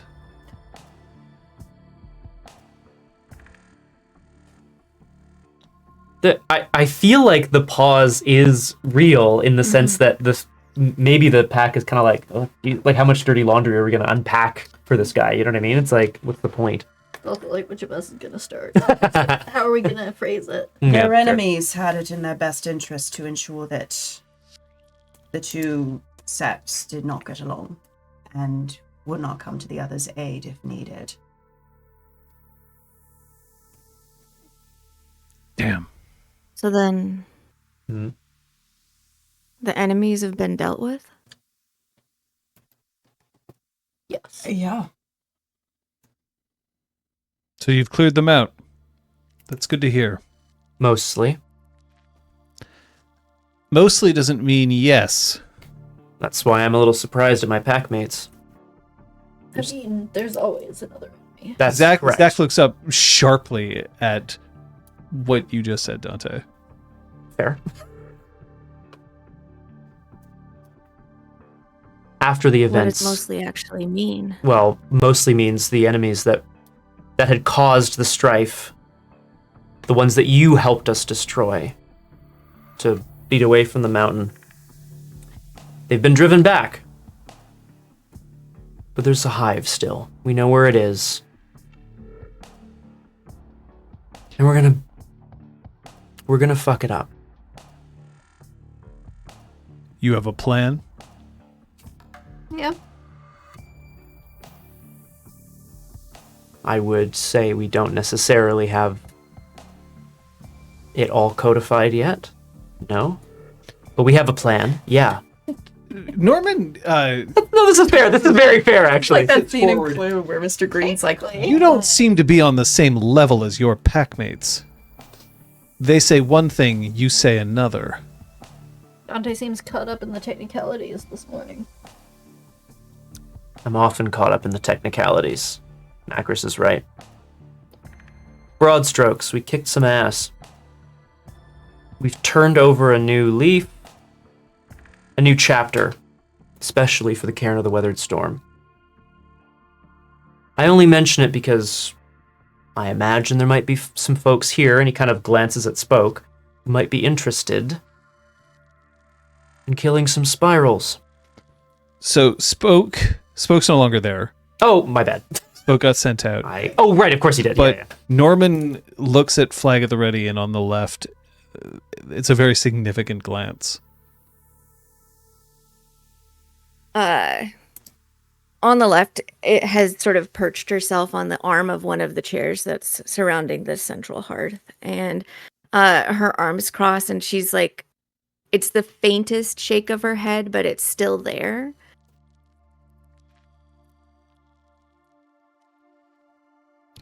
Flag will not move, but stare at Dante. I think I'm in trouble. That isn't our fight. You're talking about an embedded installation, a fortification. That's not what we do. Right? Understood. Cool. I think our plan was, hey, if you want to join, you're welcome, but definitely was not an ask for backup this time. Thank you so much for your previous backup. You're welcome. It looks like the three of you, pardon. And then he looks at Zach, who is like doing his very best to be like, I'm quiet and unassuming. I'm here, but don't talk to me.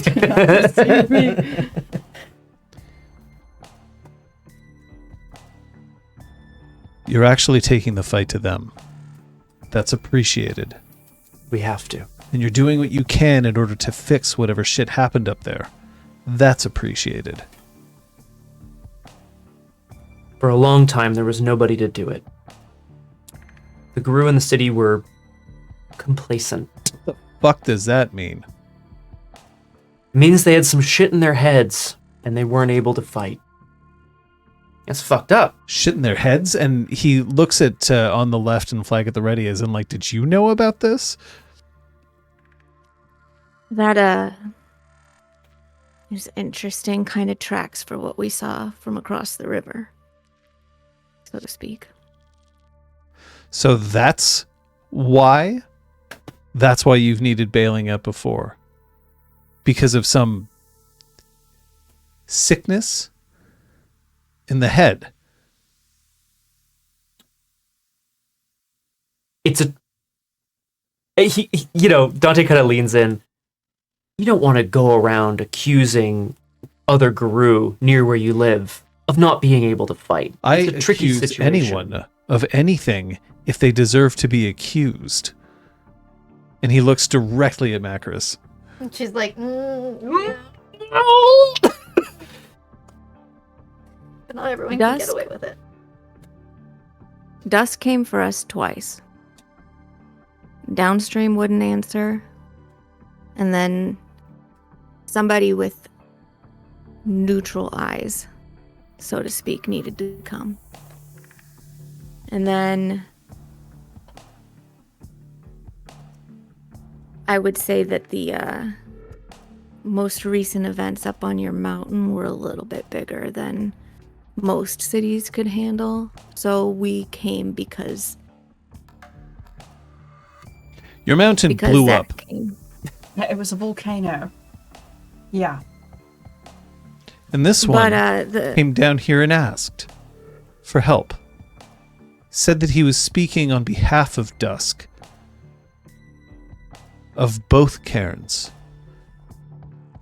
He doesn't look like he has a sickness in his head. No, he doesn't. Everyone's cleared out, Or dead. Fucking hell. Cleared I out or guess- dead. I'm curious. How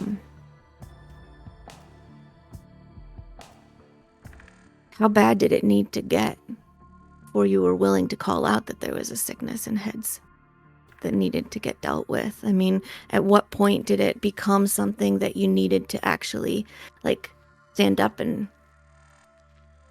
dream about? Second we knew it happened, it was what was happening. Trident was pissed off day one. That's She right. just didn't know what the fuck was going on. We couldn't figure out why people wouldn't speak to each other, why there was so much animosity that couldn't be answered for. Once we eventually figured out that it was something beyond just politics, rage, that it was something that was affecting all of those who had had their first change before us. That's when we knew something had to be done. And we did. We found someone who could handle it. I mean, yeah. Who handled it? The ex-leader of the Cairn of the Weathered Storm. How? He was a stargazer. This should be good. So, on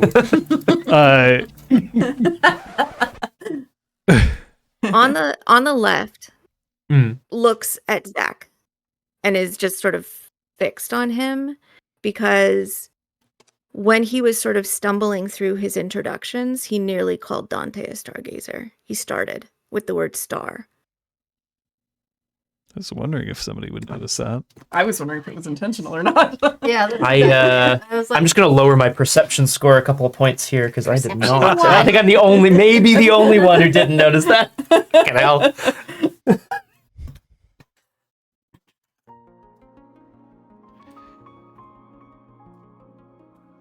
Stargazer? They left. Not all of them. There was a pack of 3. They stayed behind. Who knows? Maybe others, but there are only 3 confirmed. They cut their ties with the Stargazers. yes, chose a new tribe. They Exactly. did not agree with the leaving. So you have 2 other stargazers up there. No. No. One alive, One dead, one we're trying to find. They were in a pack together. The one we're trying to find might actually be in the area. Ryan Leaves is a name he goes by. He's not a stargazer. Anymore. Oh, so you know him. He's a bone gnar. Where is Now, he's a bone gnar. And Dante goes, this is not an accusation. Like, this is not an accusation. It's a fact. Norman stands up, looks at Flag at the Ready and on the left, Now we're cooking. and then says, I have to check on the potatoes. Well, And he turns and he stalks towards the kitchen. Now, here's the Good thing. word for, Kitchen like, is still absolutely within earshot Yeah. of what you're saying, but Oh, he great. has walked away. Okay. Oh, for sure. Quiv.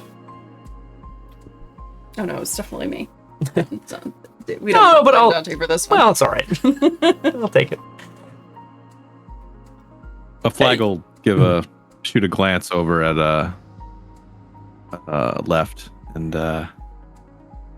just kind of raise his eyebrows and adjust his leathers. Dante looks at the two Northern Guard. Obviously, part of the reason we are here is to, as Roadnash says, repay our debt. But we're also looking for this Ryan. Ryan's right. He was in a pack with someone that we know, and he might have answers that we need. Not only that, the Stargazers, the ex-Stargazers, whatever you want to call them, they're actively being hunted by stolen moons. there's at least one On the at left. mountain. On On the the left mountain- looks towards the garage, the conversion of the lodge, and is sort of like moving her eyes over the bikes that are there, and then she gets up while Flag's talking and heads over to the lockers and opens one to look inside, see if there's gear. On the mountain that we fought on. As he Stolen looks to moon? Macris. Mm-hmm. Torian dealt with them. With some help. But one still lives. One was killed the day in the place where I had my first change. Another died on the mountain, and apparently there is a third, more powerful than the other two, who is still out there. Our understanding is that they have powers beyond what normal stolen moons have, if they can use a word like normal. Using faces at will. Apparently that's not a thing that's normal. But these can. You can see why we've been a little... Dante raises his voice just enough to make sure it can carry into the kitchen. You can see why we've been a little fucking paranoid up north.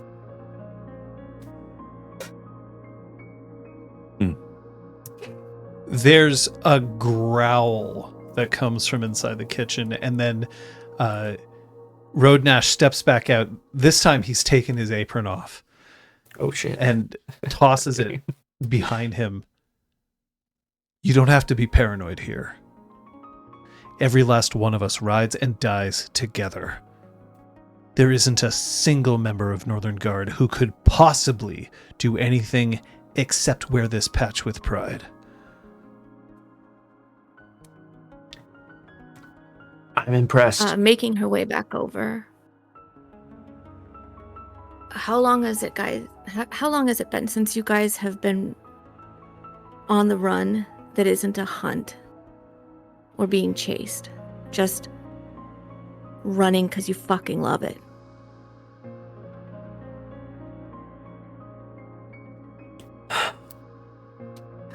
Every time we Ever?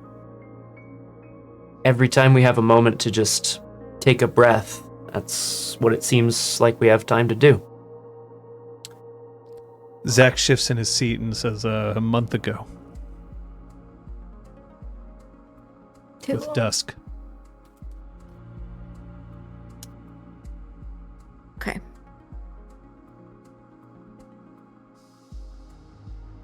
I think actually that probably what would be a really good idea for you guys is to take a fucking breath. Because that's a lot. And if you can't even figure out what you want to call yourselves, and you don't have a chance to just be a pack and just enjoy that for what it is, for nothing else than what it is, to run with each other, to hear each other, to understand what each other sounds like, to jump over shit with each other. That's what we can give you for tonight. And you've got probably, 45 fucking minutes to do it if you want to do it before dinner and build up a... something. Appetite. If you think we can schedule it in that tight, sure, because anything longer than that, we don't have the fucking time. Our goddamn city just had a volcano erupt in it. There's a hive at our front door. I appreciate the self-care is important talk, but... It's not... It's pack care. It's Cells wolf can be care. plural. It's your spirit's care. You It's said that not you- just about... Go ahead. Go on, Prez.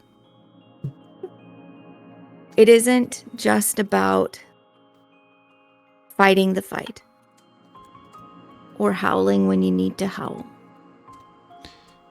You said that you got gotta rid of have this some- disease. Yeah. Then that means that there's plenty of guru up there who know what they're doing. Which is why we've had the time to come down here. Excellent. Then you have time to run. 45 minutes, let's go. Micro stands. If you want to run for longer, we'll put something in, we'll hold it over if it takes you. But just do it. Like, do it because you're fucking joyful. Do it because you're free. Dante looks at his pack like, we doing this? You know? Pies won't be ready until you get back. Potatoes And there's- take a time. He's really particular about his potatoes. Get some fresh air. Yep. Try and follows Macros. Grabs her windbreaker. No, Macros was probably about to switch into Lupus, yeah, I was thinking Lupus. that, just yeah. to think of running. She's gonna change till she's outside. She's gonna wait till she's outside to take it. She's cranky. Dante takes one last look at the wonderful united front of the Northern Guard and just nods at them. Pack care. I like that. You should make sure that your heartbeat syncs up with theirs. You especially. You don't think I'm on the same page as my pack? No, I don't. But I don't think it'll be hard for you to get there.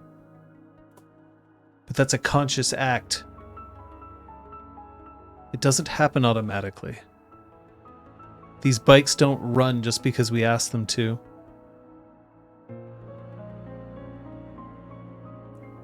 Take a moment, breathe with them. And when you come back, we'll feed you like you haven't been fed. All right. And, yeah, he turns and, he turns around to look at Zach. He's not going with you.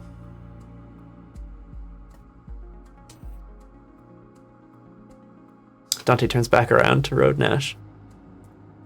Okay. He's not a member of your pack. We have questions for him. That's fair. Maybe we're trying to let the cub figure out his place in the world a little bit. He's not a cub.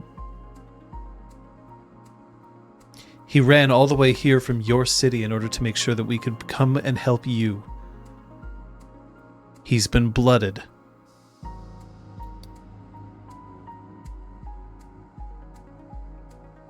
I don't let cubs ride on my bike.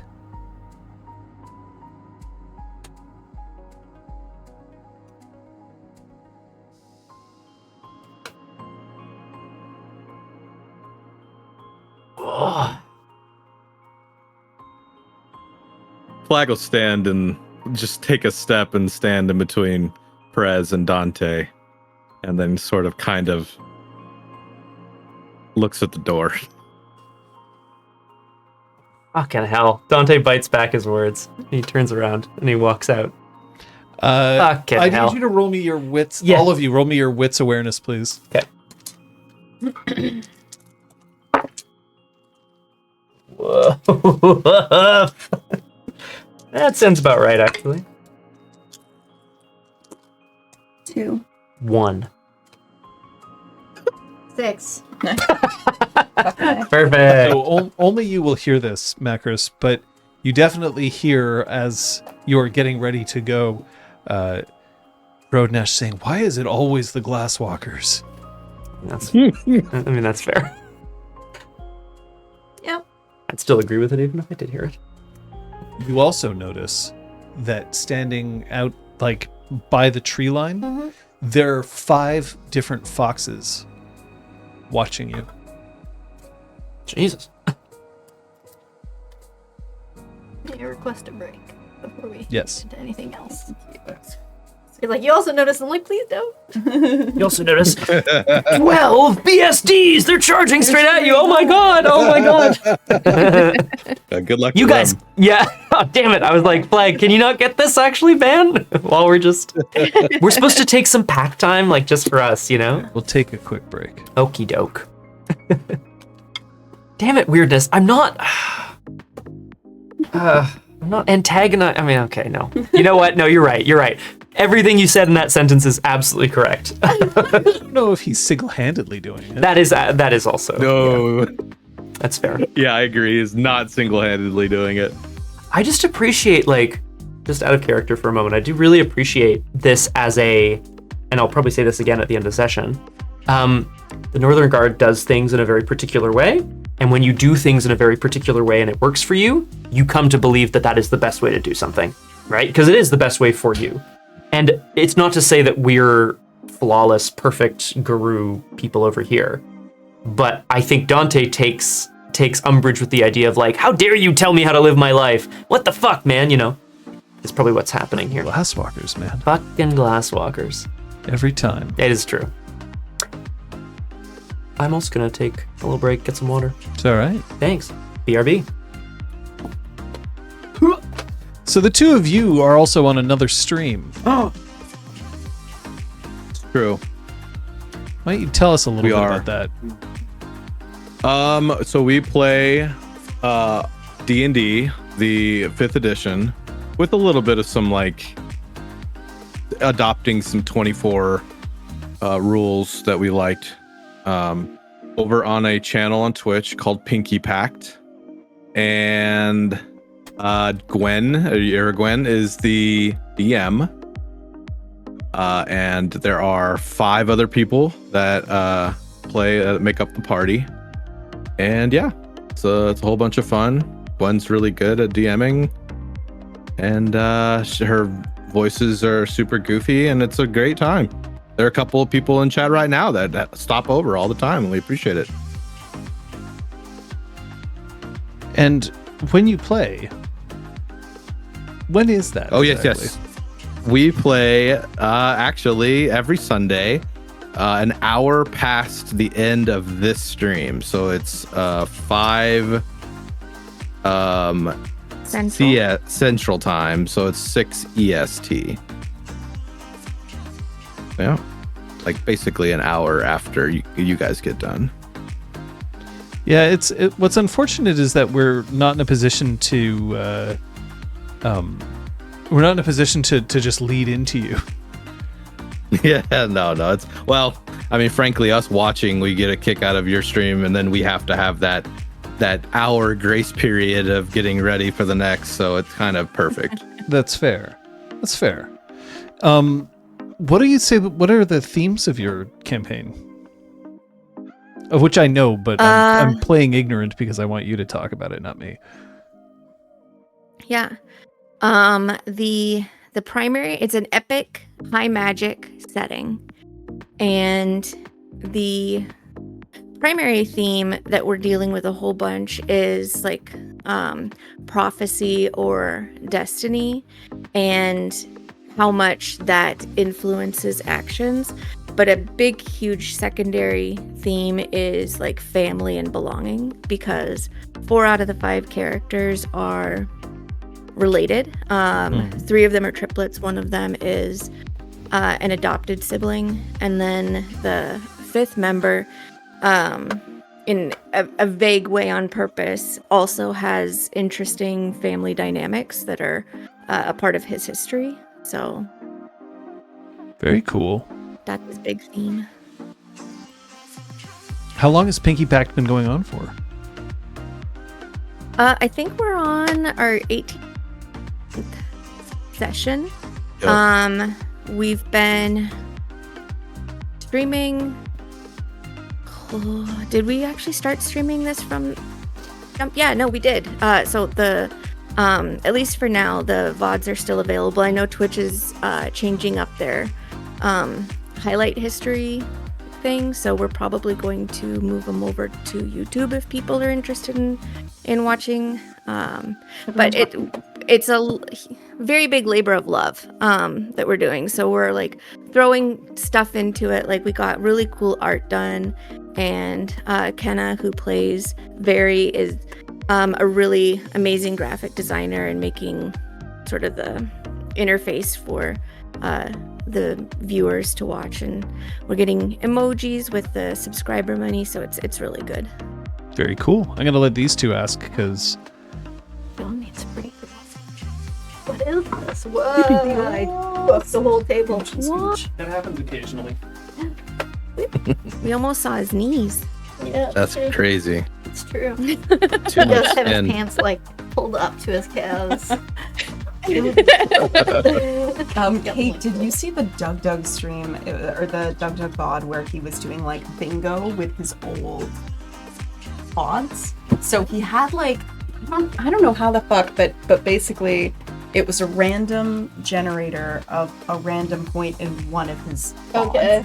And he had this big like bingo card that was like, you see Doug's legs, Oh, you yeah. see Doug's chair without him in it, and he would play only a minute to see Yeah. if any of the things Okay. like triggered.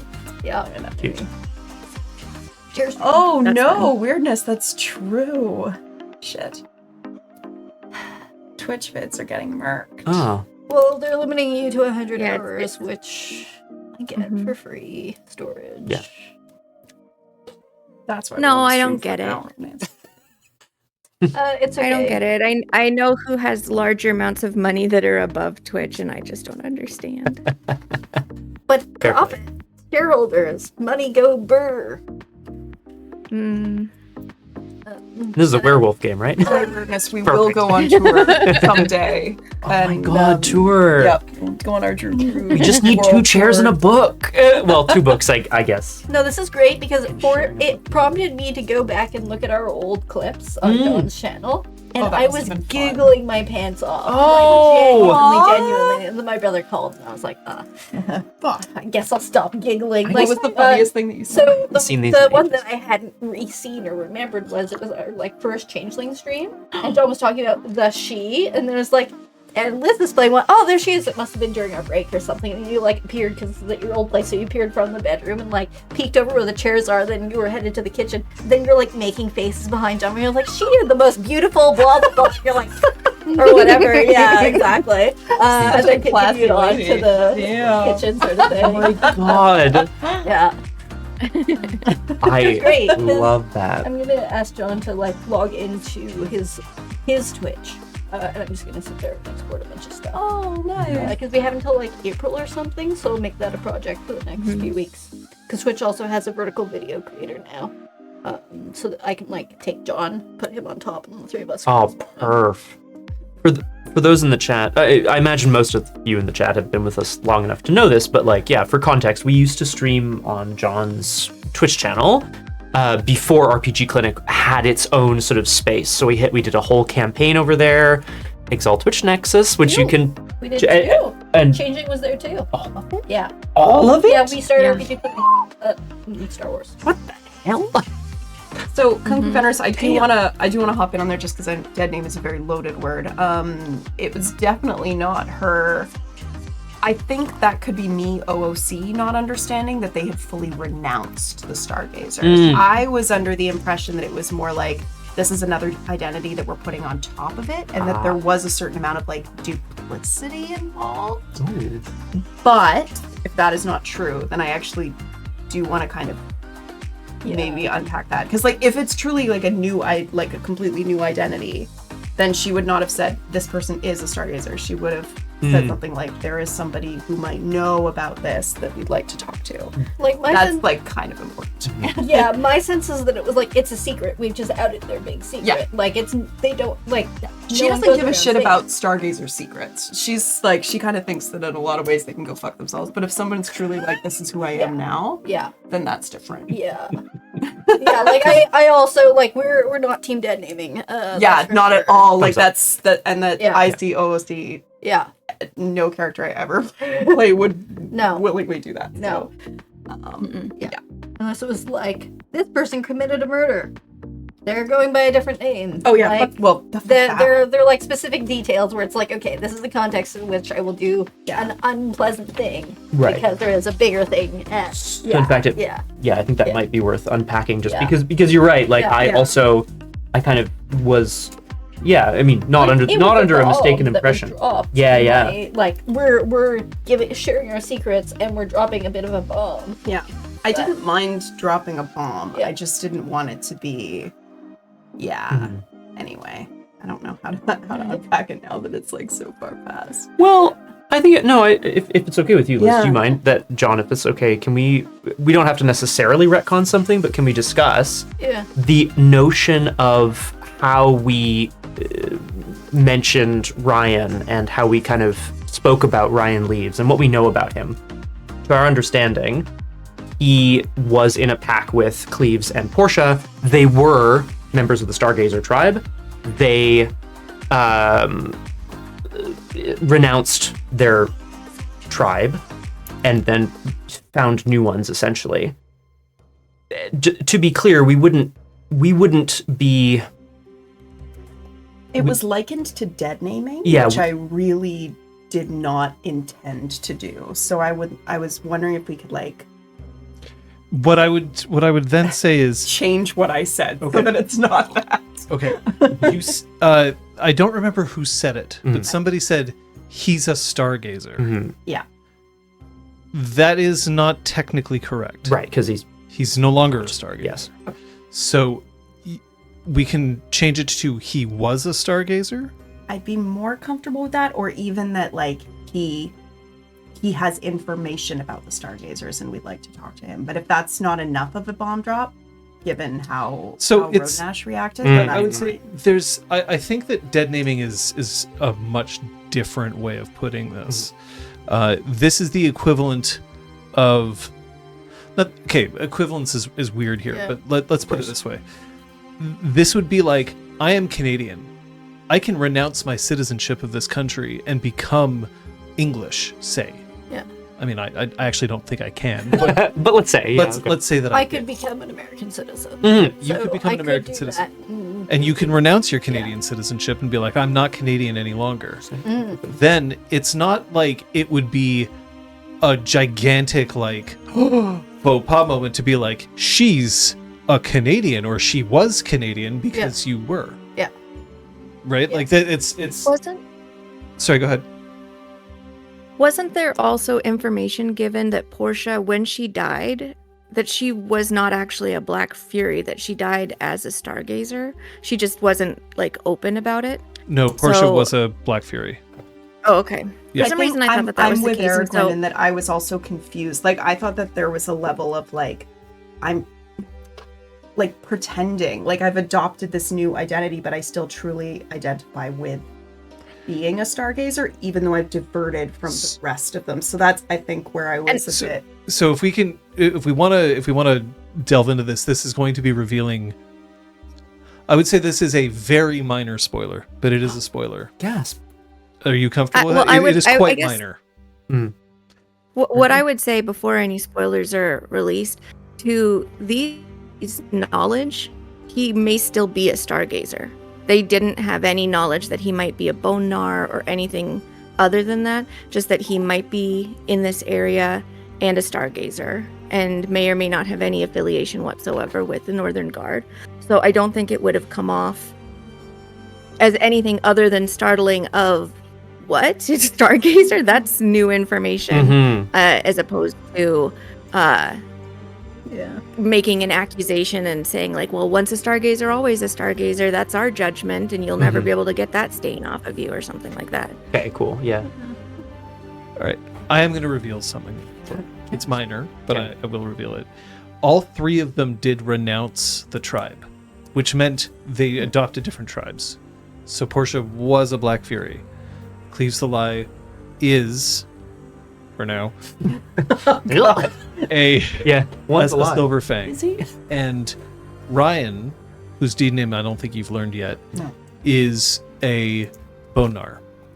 The difference is that of the three of them, Portia was doing things to try and guide the Stargazers back to the Guru Nation. The other two were like, we're fucking done with it. Okay. So there's definitely of the three of them, one of them definitely was like, I have some sympathies and wouldn't necessarily be against coming back if they started towing the line more, because otherwise you wouldn't bother setting up a Carmen Sandiego hunt to make sure that you could bring this tribe back into which is how I will always think of it now that you brought it up that way.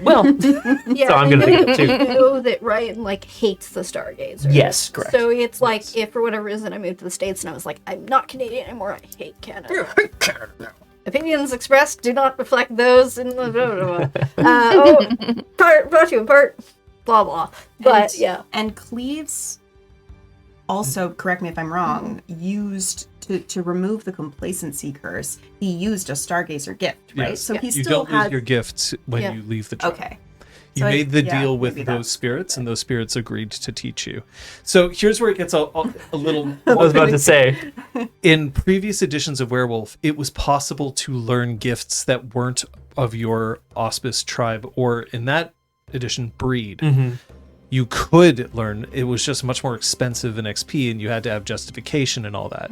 5th edition has no such way to do that. You have your tribe list and your auspice list, and then all of you can learn native gifts, and that's it. You cannot mix and match. And they haven't really said anything about like, well, if you leave your tribe, blah blah blah blah blah. So I have judged this as they got to keep the gifts that they had earned, but they now no longer can learn Stargazer gifts because they are no longer Stargazers. Makes sense.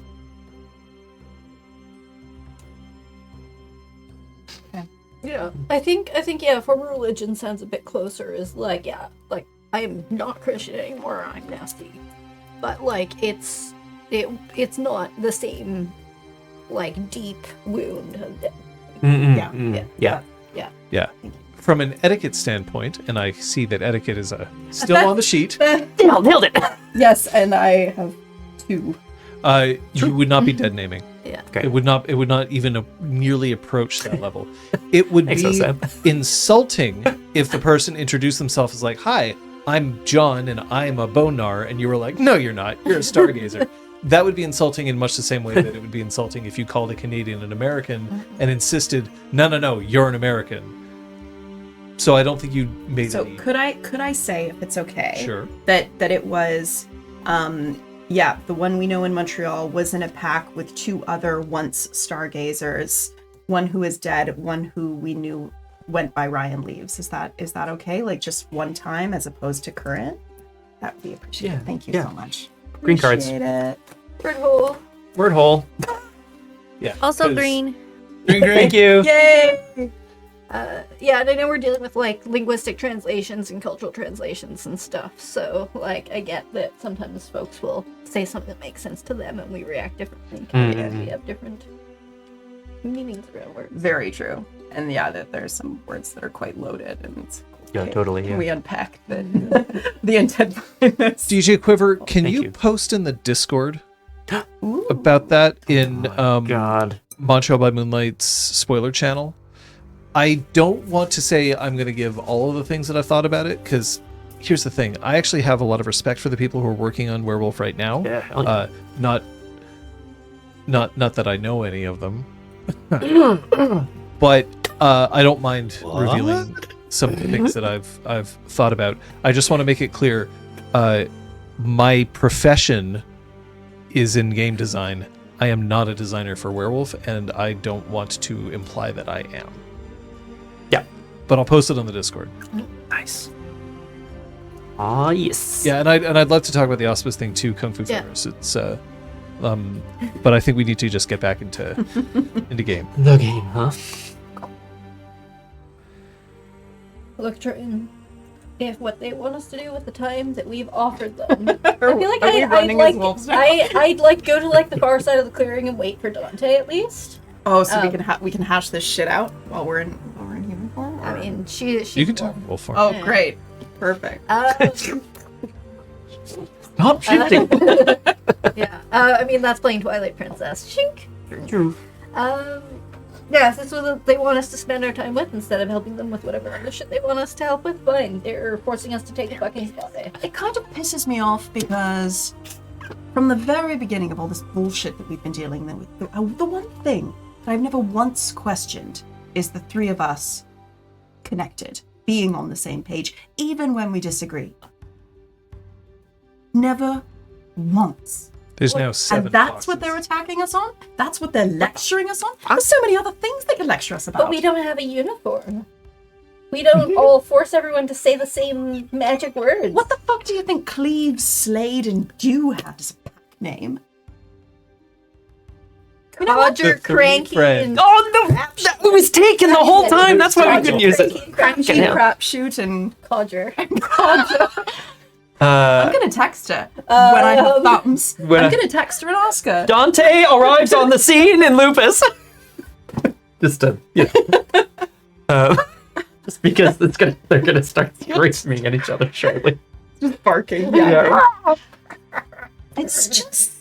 Anyway, hi Dante. He looks and nods and then sort of noses points towards the foxes at the tree line. I guess we'll like sit. Look at them. Why do you think there's so many? It's a little creepy. And he starts to head over in that direction. Yeah, I was like, are you asking me? No. He's just looking. But he starts to head in that direction. Roll me your intelligence animal kin. I have one. You do? I do. Anyone can, by the way, if you feel like you want to. That's a great pool. Fucking hell. I see a 10. That's good. Yeah, 3 successes. This is not known behavior for foxes. For foxes. Nailed it. Foxes are predators, but they are not necessarily known for being super friendly with wolves. They're stolen moons. Get them.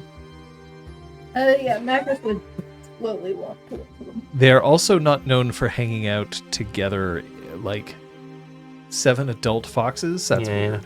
Oh, 7? Yeah. Yeah, there were 5, now there are 7. Oh, goodness. Multiplying. Jesus. Birds. Because they're not kits. Right.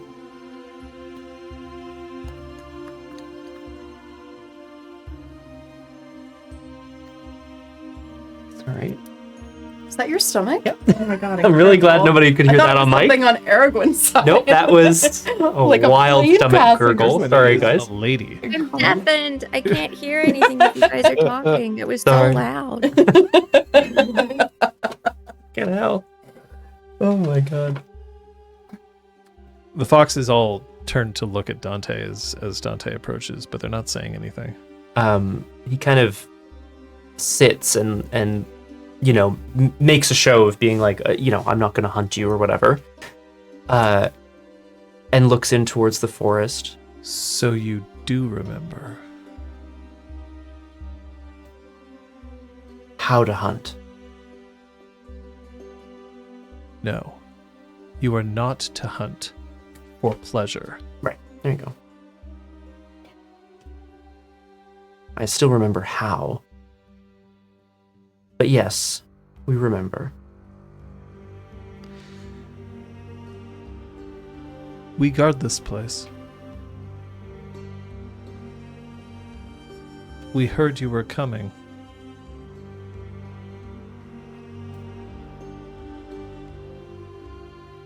Are you upset? You seem upset. Not at you. One of the foxes steps out now, fully into the clearing. It's a normal-sized fox, so much smaller than you. Mhm. Of course not at me. You have no reason to be upset with me. Why are you upset? We came here for a purpose, and that's been put off in the interest of helping us do bonding activities, which we didn't sign up for and honestly sounds pretty patronizing.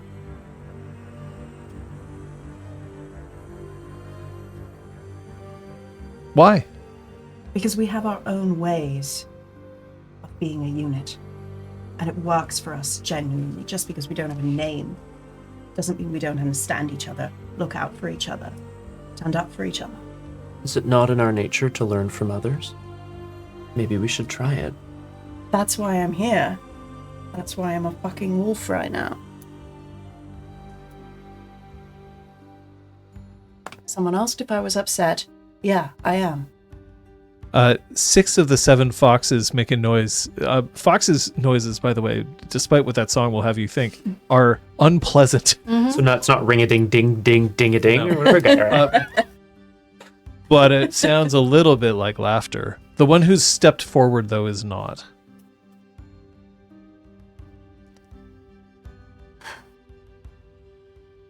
You love each other.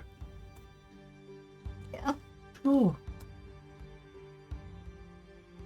And there's this very, like, proud looking, like, the fox sits back, thrusts his Cute. chest out a little bit of a self-satisfied, like, Oh, weirdness, no, that's me. Oh, Scott, can you do your owl impression again? It's that famous owl sound. Very good. Unbelievable.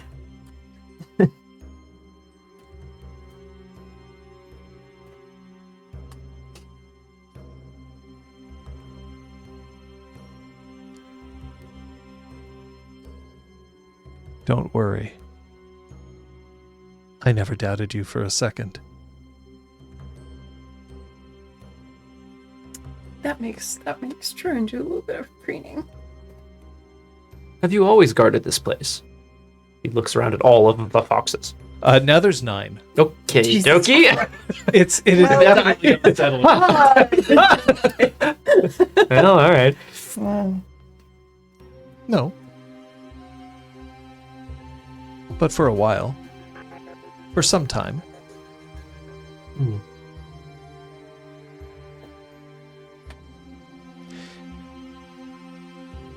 They don't understand you. And that's fine. We don't understand them. But they see where you are not strong.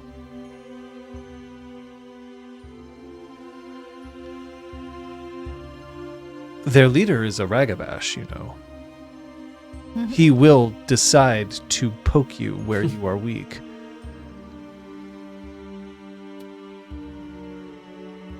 It looks like it's working.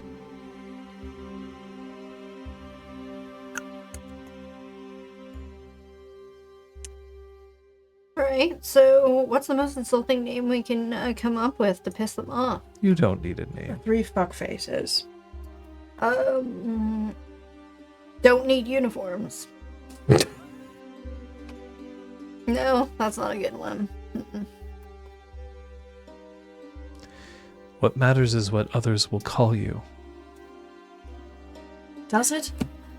Yes. Because honestly, we got as far as we did by being unaffiliated, by being surprising, by being so fucking irritating. You know People we had have to a pay name for you. attention to us.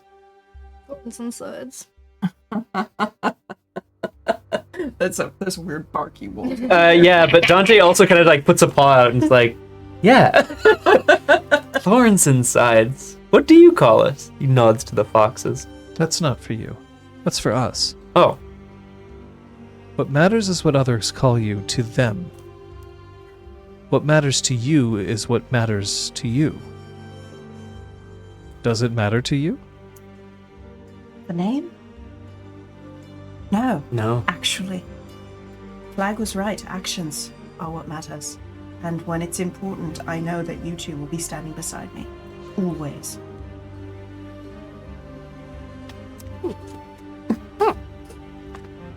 Because really, friendship is magic. Then you already know what we call you.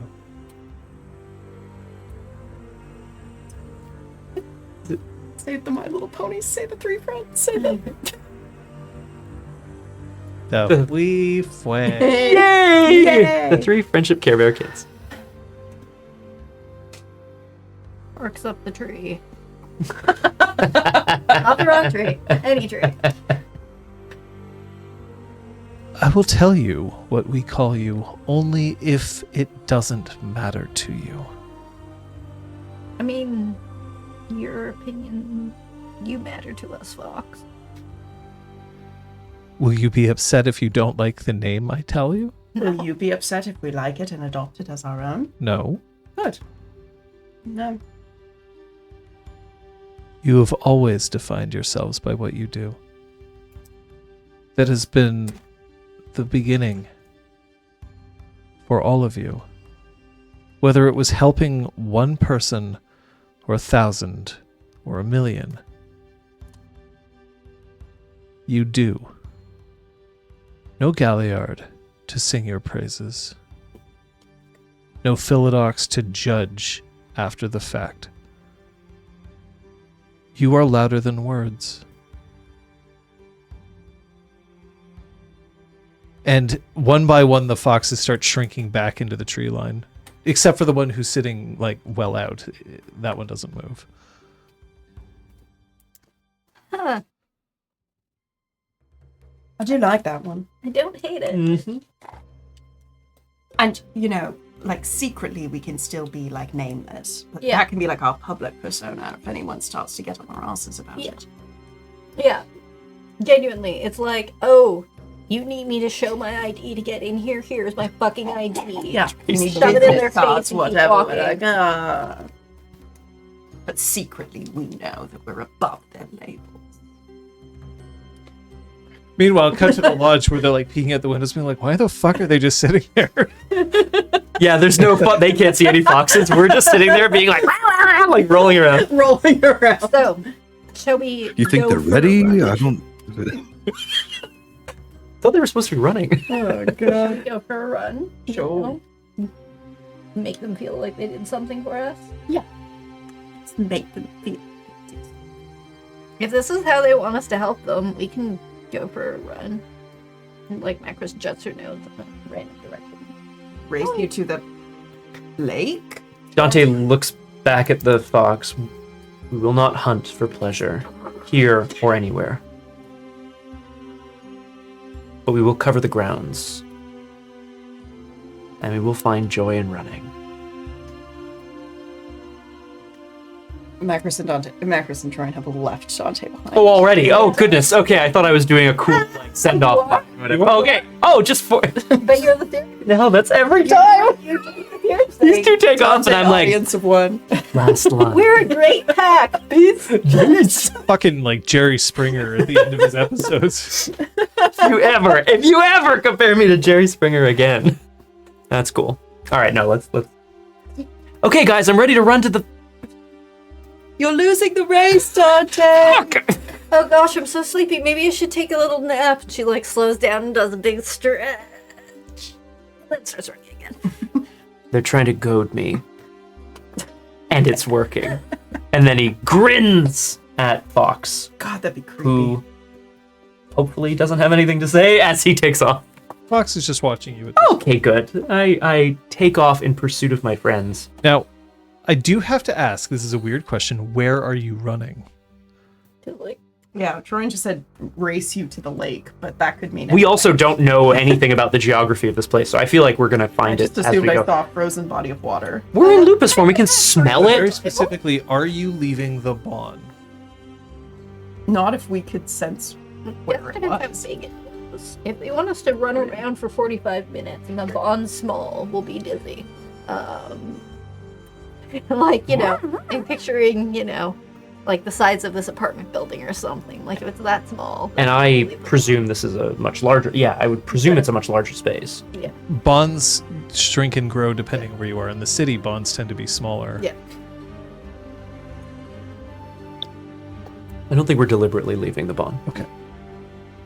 So, as you do your running around, the air here opens up the lungs.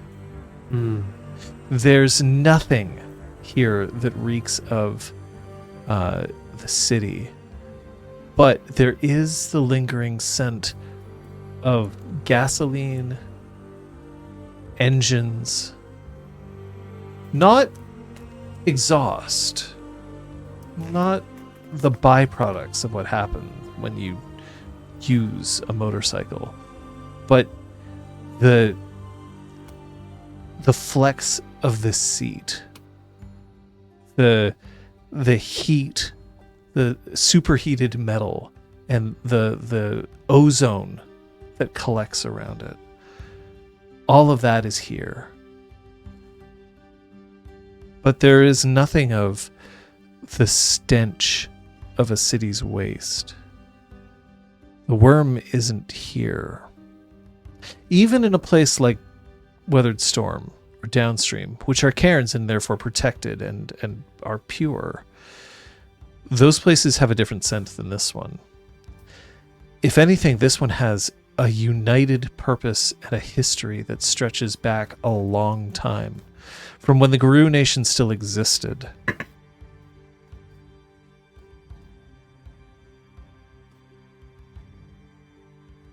Northern Guard may have something over what you find in Weathered Storm, or Downstream, or your own pack, and that's a legacy. And it's everywhere here.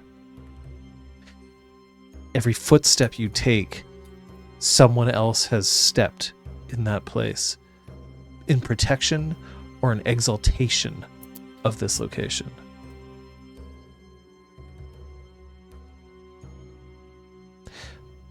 But I am going to ask you to roll your wits awareness.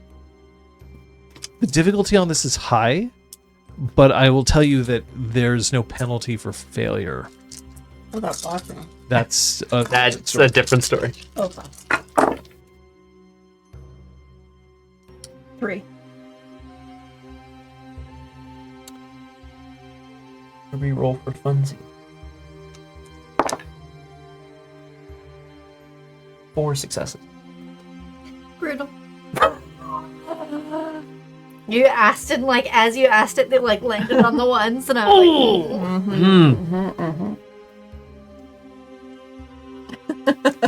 like...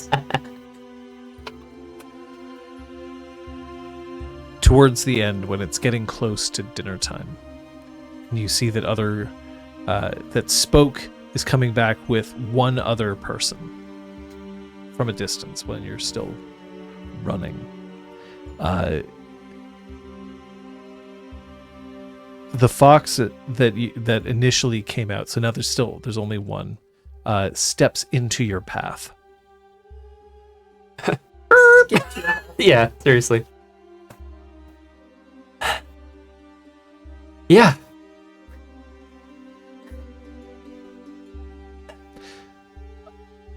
I want you to know that I am proud of you, and that you can follow me for as long as you choose. There is no heartbreak if another patron will serve you better at a different time, in a different place, for a different mission. You have done well. And I will be waiting for you if you leave for someone else. Again, with no heartbreak. But there is something you should know. And there's this, like, uncomfortable pause. Not pause. It's muddy here. Muddy. There are little pebbles and rocks and gravel.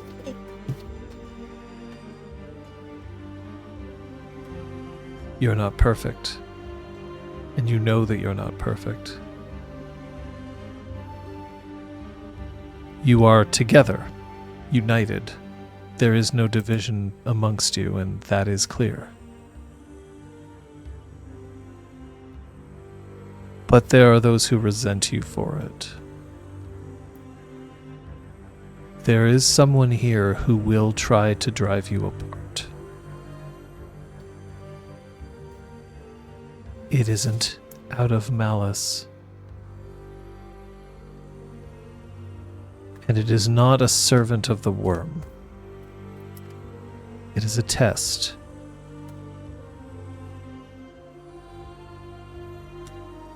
A test of what? Of unity? Of purpose?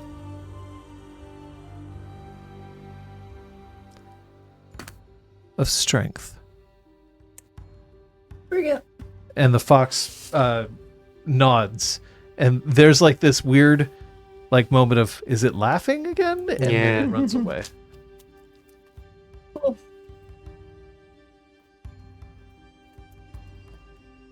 So cool. Not a servant of the worm. No, so I can't even just kill it. Cool, well, if it breaks us up, sorry. Thanks for the run, and I'll, you can keep my toothbrush. Obviously, it's going to be the three of us hitting on the same person. Our one weakness. And I like it, cinematically speaking, Please you don't look go out this. and we both go, the hell? The fuck? Tell me that wouldn't work. It's possible. Oh, it would absolutely. It would absolutely work. That's correct. Yeah. God damn it. I feel like, maybe, yes. Starting to make our way back to the lodge. Time for dinner. When you return to the lodge, there is a food has already been set out in like these stereotypical, like, they have not changed the trays or serving dishes or like chafing dishes that they use for all of this. That's all still there. Aluminum plates with like the half moon on like the 3 segments. Yeah. Oh, I can hell picture yeah. perfect. You can wash them a zillion times and they'll stay. Mm-hmm. So now present, so on the left and Flag of the Ready are there. Norman is still there. Spoke is there. And there's one other person. She has a like her jacket is cinched very tightly around her. It almost as if it's doesn't quite, sorry, not tightly, loosely. Pff, my bag. The opposite. Got it. Almost as if it does. They spit the drink back into their cups. Yeah. Never mind then. Oh, disgusting! A loose coat. Loose. Almost as if the jacket probably belonged to somebody else. Mm. And her, she has a pixie cut that doesn't. Let's just having a drink. I don't You know were what saying? Yeah. Has a pixie cut. Her hair is quite a shade of green that has been pulled back. If there's somebody who has a slightly more punk aesthetic, it would be her compared to the rest, which definitely fits more in the biker aesthetic. But she is still wearing her leathers. She still has a patch. She's definitely one of them. And she has a wide grin, and she's laughing alongside Spoke, and as they sit down.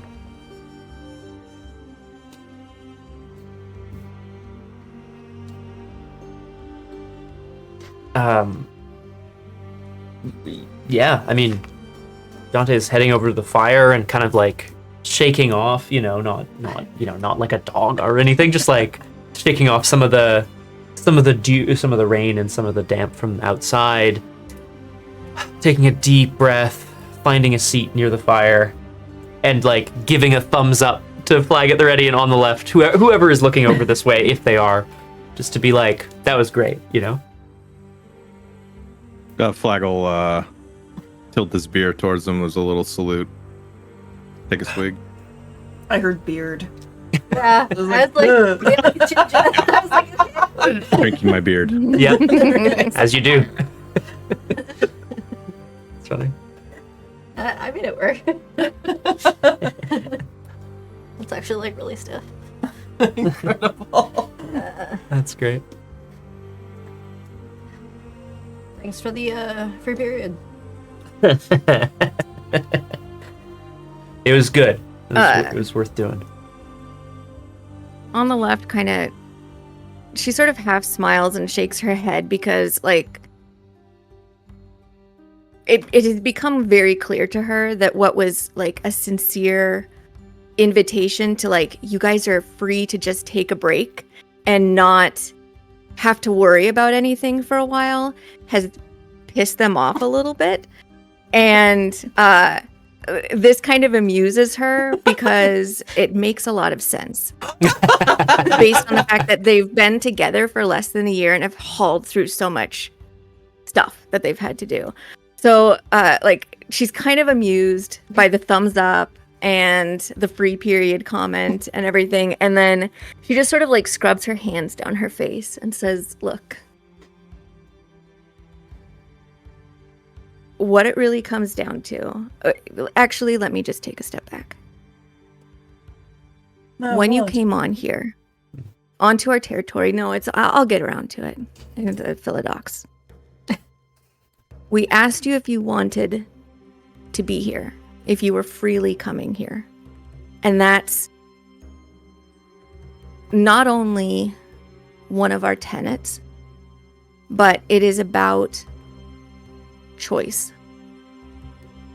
And what has become very clear to me from what we heard from Zach, what we heard from Dusk, is a lot of what you guys have had to do, and I'm commending you here, do not think that I'm talking down to you, has been reacting to a ton of bullshit that nobody else was bothering to react to. We see that. And I think you guys have been so used to having your head on a swivel because, for better or for worse, between us, I would say this to them up there, you couldn't rely on them for a really long time. Because they didn't care with this head thing that they were going through. And some of them wouldn't answer to a call for help. So I understand that you are so used to acting. And my intention was to give you a chance to just be. And maybe I threw on it my favorite way of being. But that's what it was just be. You are safe here. You are a guest. You are protected. You're in the shadow of the oak. You hear during this, you hear the tinny sound of a phone speaker, and there's like, here, actually, I'll see if I have it. You hear this. So, like, the kind of stereotypical inspiration music Okay. that's playing. And you see the woman who's there is doing is trying to keep a straight face, but also one of her hands is under the table. Override, this is for you specifically in this moment, and she just flips her off. Oh, what a good But I name. appreciate the backup. Yeah, Of course, it was well intentioned. We didn't fucking not get that. Hence our actually leaving instead of just fighting you.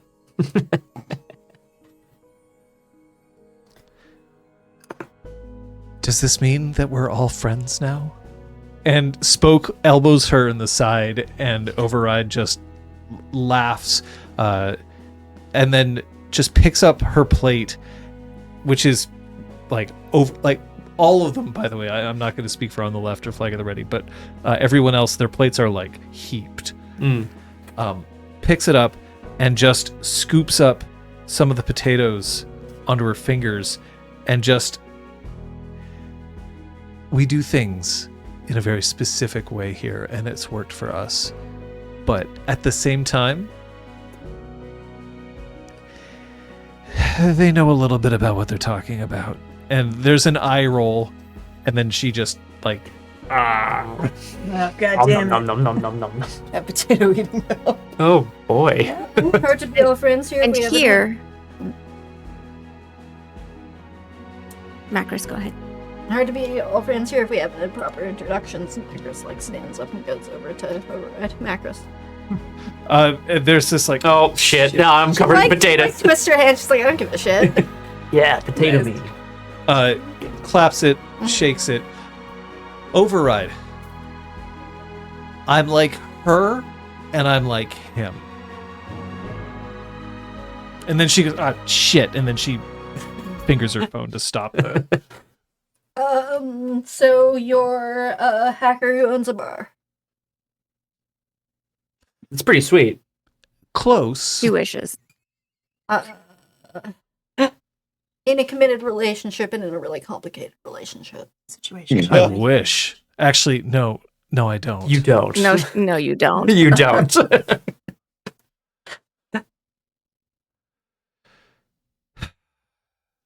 Non-binary. Not quite. Wait, are either of you? No, but you said her and him, and I was trying to be funny.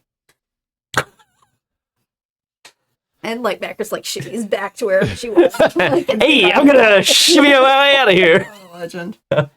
Absolute ledge. I know war like she does, and I know Spider like he does. Cool. Norman rolls his eyes again. Thank you. There's very much a like, ugh. Okay, now there's two of them. Blah. Yeah, Dante definitely looks towards Norman to be like, oh, okay. I mean, he's not making a face or anything. He's checking in to be like, oh, a glasswalker, interesting. Okay. I'm out of my element here. Me too. But it's good sometimes. Try new things, you know? You look like somebody who tries new things every once in a while. I got shot recently. Paintball.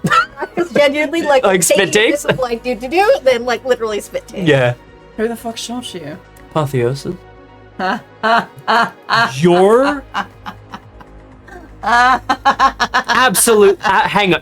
No way has that rumor mill made its way down here.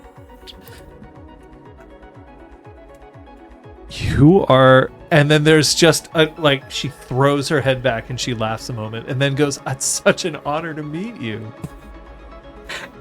And Johnny looks at these two, being like, "Is she joking? What are you?" I only put it on my MySpace. Look, Apotheosis is quite a catch, so of course you must be quite a catch to catch. A catch. Is your Catch. new name Dante Paintballs? Okay. With paintballs? So We've been this- hanging out too much. I if this were If we were in some sort of boarding school situation, I would smush your face into your potatoes. I'm not gonna do that. And then she just resists you by sheer. Yeah, literally. Oh Her God. neck Oh, muscles. sweet Jesus. Oh, you're strong. Thanks, Override. That's. I didn't realize our reputation preceded us like that. I'm just pleased to meet you. I'm a fan of her blog. Did you know that some of us still have blogs? You know what's funny? I didn't know that. What What's kind that of cool? what kind of blog? We Oh talking here? shit!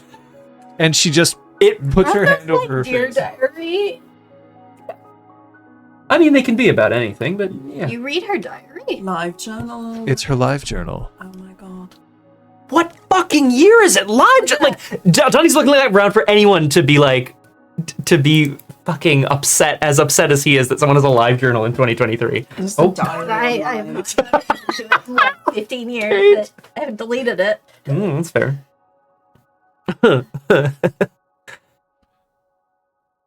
You- On the left has this like general vibe of the adult that got to sit at the kids table because she's not following whatever the hell you guys are talking about and doesn't care that much, but is still like keeping track of who's talking. You're a Skywatcher. This guy's someone else. And someone else is watching her. Oh. Oh, What? Oh my god! Most of what she says about you is very nice. And so that means that this has to be Macris and Troy. Troy. You didn't think that I didn't... Dante, when you're hot shit, people hear about you. apparently so. Okay.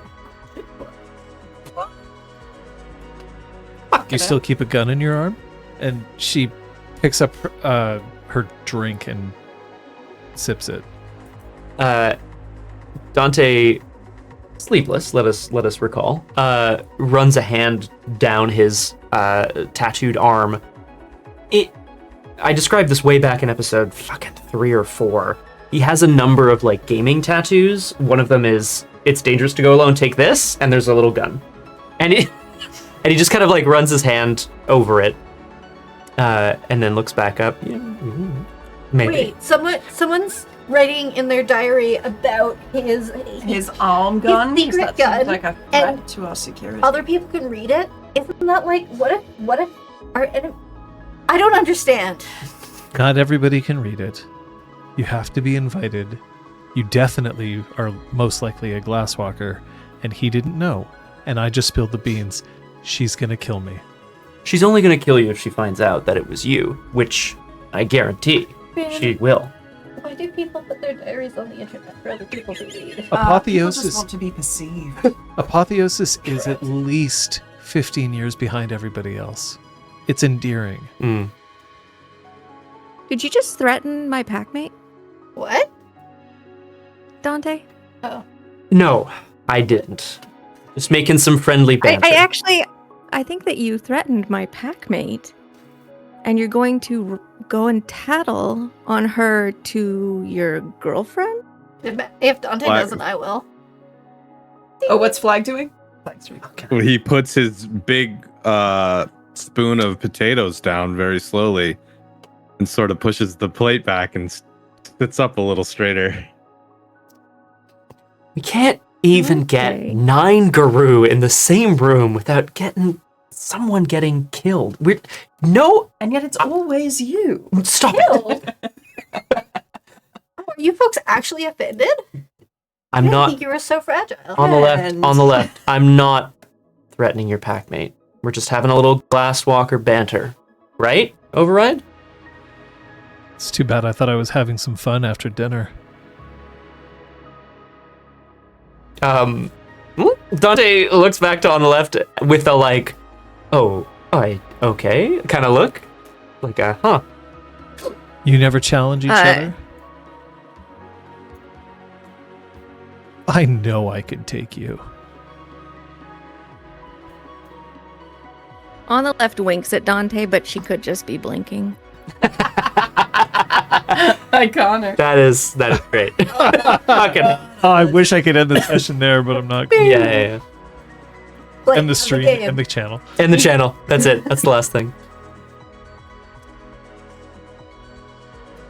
Dante shrugs. I wouldn't want to be impolite. We're at someone else's house, after all. And a lovely lodge it is. I know how to settle something like a guru. Do you? Yeah. Don't worry. You're a guest here tonight. But tomorrow I'm fair game. Gotcha. Tomorrow I'm going to try with one of them. They look like they know how to handle themselves. If I remember correctly, these are the two who managed to take on, what was it? A platoon?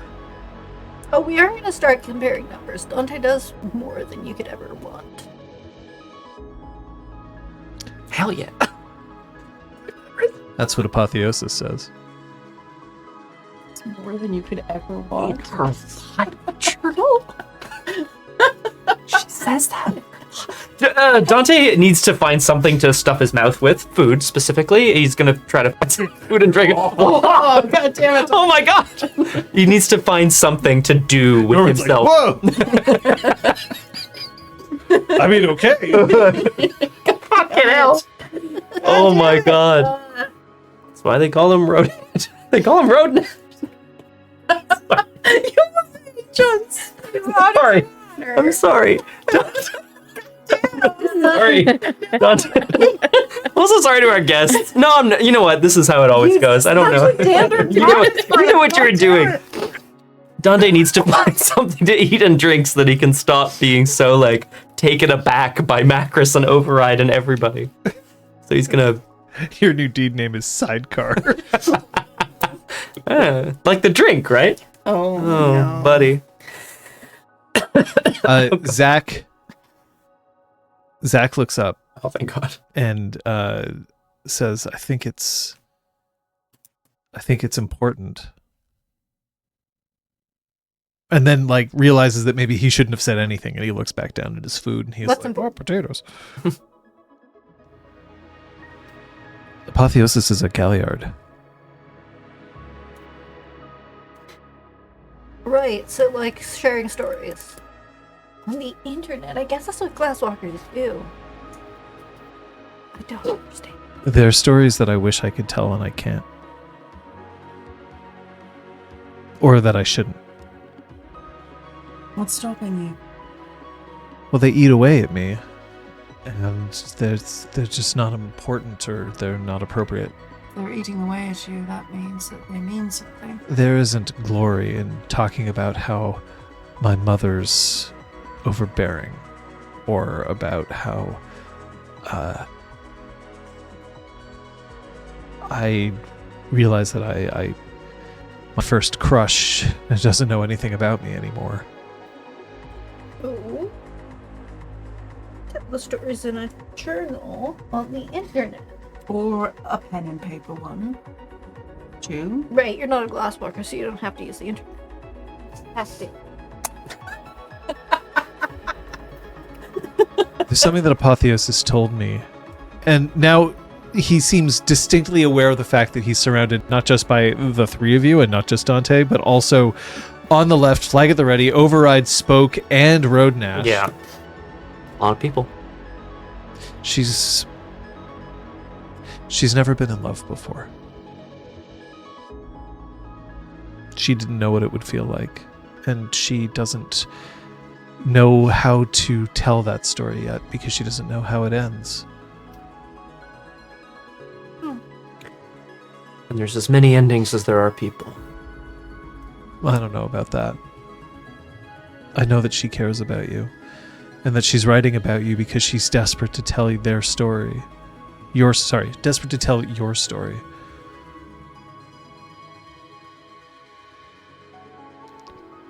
But also, she's using LiveJournal, and honestly, I think that makes her, Paleolithic. Gru is more than just the sum of their parts in terms of their stories, but they are still their stories. The door slams open.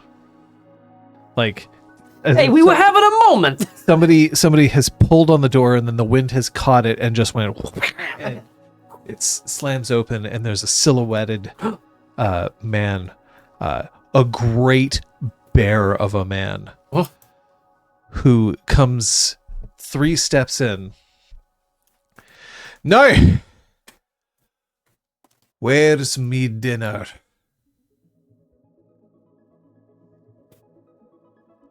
Every step that he takes, he jangles. As there's just chains wrapped around his body, one around his arm. His leathers are soaked. But he doesn't seem to care, and he makes no motion to either remove them or even to, like, brush some of the water that's accumulated off them. And then looks at the 3 of you. Oh, no. No, no, no, no, no. And then turns to on the left and flag at the ready. Not these 3. They were expected. I know.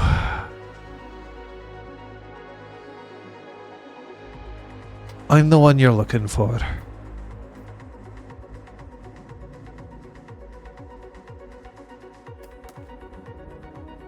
Now, what do you have for me? Questions. And a warning. Oh.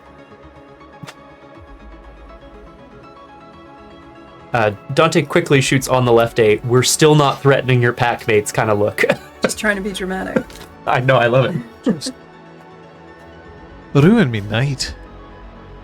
You can eat first. Yeah.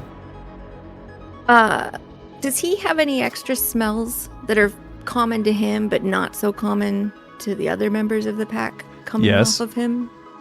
Very much so. In the tank. Food first. Hey, food first. He goes and he sits down at the table and just drags like a blank plate, except Override just shifts hers in front of him, still grinning. I can get more. She gets up. Can anything for any of you? Dante steps up to like go in and help grab another couple of trays. I got it, cowboy. Just thought I should size up my competition, you know? It's not a competition, Dante, don't worry. You were never a player. Damn. And then she walks over towards the chafing dishes and starts loading up another plate. Is this love? It's the butterfly meme. Oh, Dante, no. Is this flirtation? Perfect. Look, I can just aim towards the heart right there. Oh, I fucked it. So Ryan leaves Mm. in the tank, In the tank. devours one plate after another, and then says, "Right,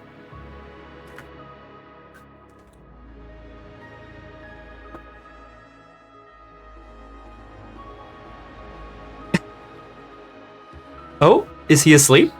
Yeah. Does he do that a lot?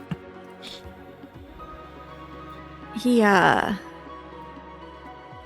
probably was trying to get some information and got distracted by this. Your arrival. Hmm.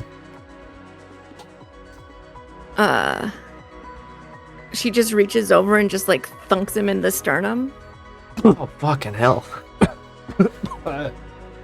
And then with just one meaty fist, he reaches over and just decks her right back. Oh, God. Same location. Swallow before you pass out.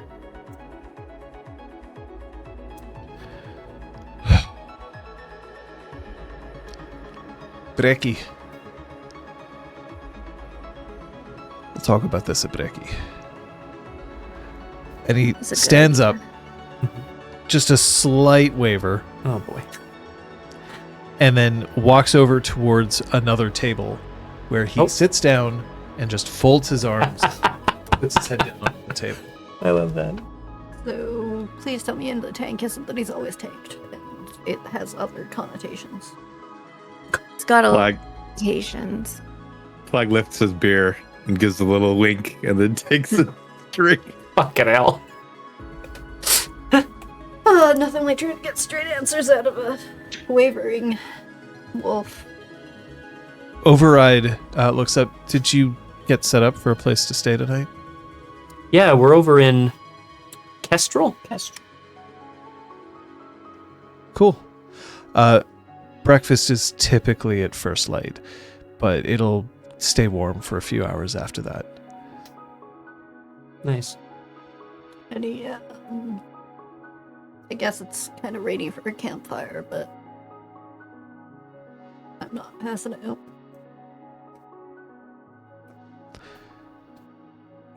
All right. We'll see what we can do about that. Yeah, I want to hear some stories from the open road. That's like an invitation to all of the non-passed out Northern Guard. Like already passes out. No, I didn't. Norman tilts his head back and says, "We'll do our best. We don't have," and then looks at Zach, "a moon dancer here."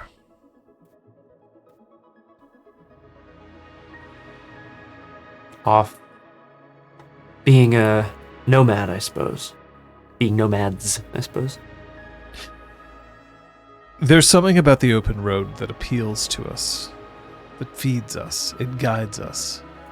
But the open road isn't more important than two things: each other and freedom itself.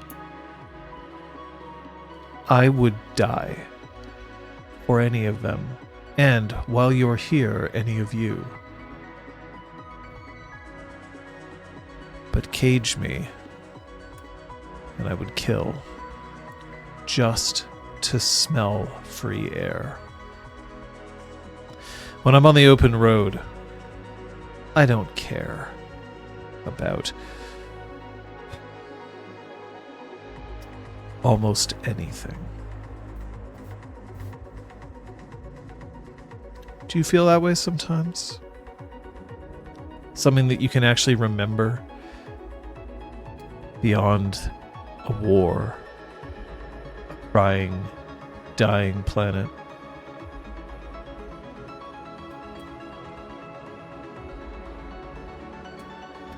When I'm on the open road is when I see Gaia the most clearly. When I'm not thinking about how I'm defending her, or the next thing that I have to do to save her, is when I'm closest to her. It's freedom for me. Yeah, being out in nature, and she sort of gestures. And Override barks a laugh. Goes, yeah, okay.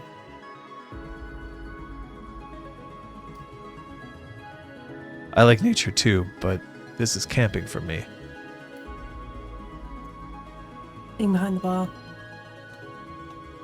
Before I changed, it was most of what I knew. One day a woman came in, set up her laptop, ordered a drink. And ever since then my world exploded, tripled, crashed and burned, and there's no way to go back, really, to feeling that way. Unless I'm behind a bar.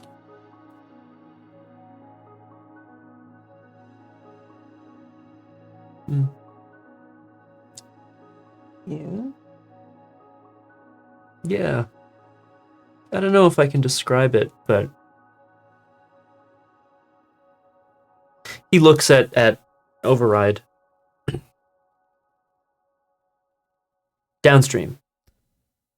Never been. Montreal. Nice place, I hear. Yeah, you should come visit. There's a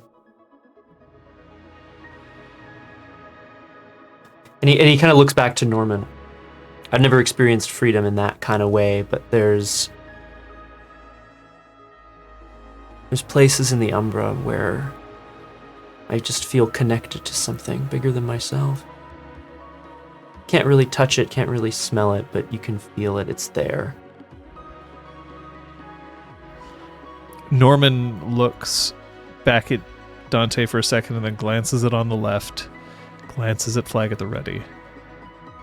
That's good. Tomorrow, that's where you're headed. What do you need us to do?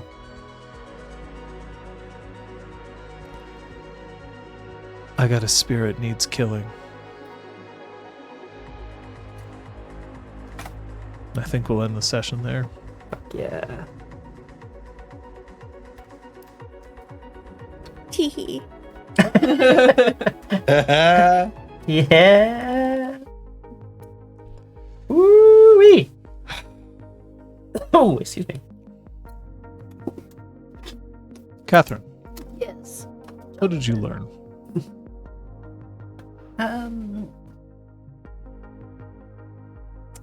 Learned that Macris hates the idea of perfect unity in a pack. She wants differences of opinion. Yeah. Like her whole being is being the difference of opinion, even if she doesn't fully agree with what she's expressing. Scott? Yeah. I think kind of in the same vein, though obviously the opposite, I guess. I learned that excuse me, the Northern Guard has their identity, excuse me. United Front is like both the beginning and the end of what they stand for. Like obviously they stand for freedom, they stand for fighting for Gaia, but the way that they have chosen to do that as a sept is to unite around something and to have these rituals and to have these symbols. And I just I thought that was a really cool, I expressed this briefly on break, I just thought it was really cool to see a group of Guru in action that have this, which is so different from how we choose to operate. That's what so I learned how they see the world. Mm-hmm. Let's. Troyan has come to understand that, like, even if they feel okay, so like when you're acting and you're playing a motivation in your head, if you think you're playing it truthfully but the world doesn't see it, it almost doesn't matter. So it's kind of the same thing as what she's understanding here about their pack. They know who they are and they know what they stand for, but if the outside world can't see it, then that's something that they need to pay attention to. And Fox in particular, after the Northern Guard talk, really helped with that. This Fox News ain't terrible. Hey. Okay, you want to call somebody's play out here? Yeah. I want to call out on the left for oh shit! Oh yeah, god, it's so good. Players do for telling us what everyone probably knew we didn't want to hear, and telling us to take a moment to connect with each other and disconnect from the shit by the rest of the world. Mm-hmm. Well, I'm gonna call out Flag at the Ready. Great. For always having a presence, even if you're not saying anything or he's not saying anything.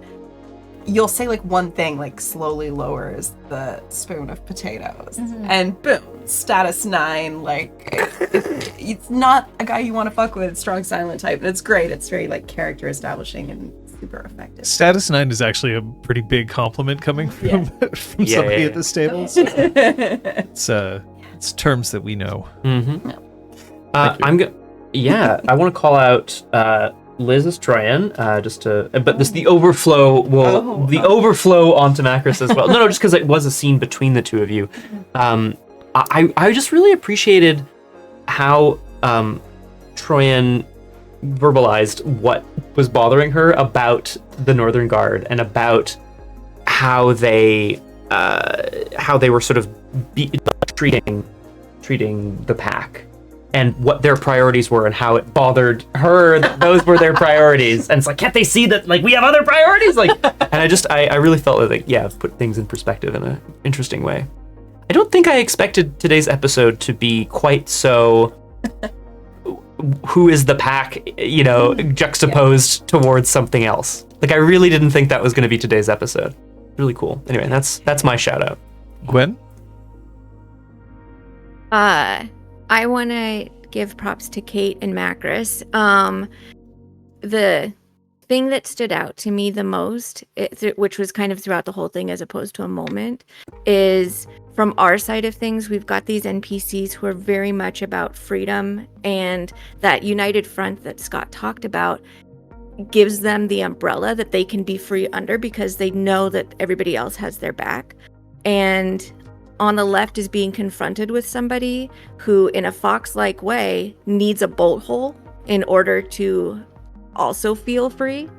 And that's very different to her. Like, she's recognizing now that Macris needs to be able to run away from her pack because she's constantly choosing to be with her pack. Such a nice way of putting Yeah, it. I like that. Yeah. Splooey. I will call out Scatante. Ooh, Scatante.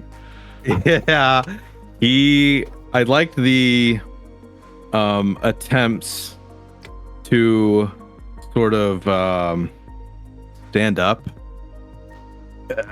maybe quietly to the Prez, but maybe a little more openly to other patch members, in a way of trying to sort of not get trampled on.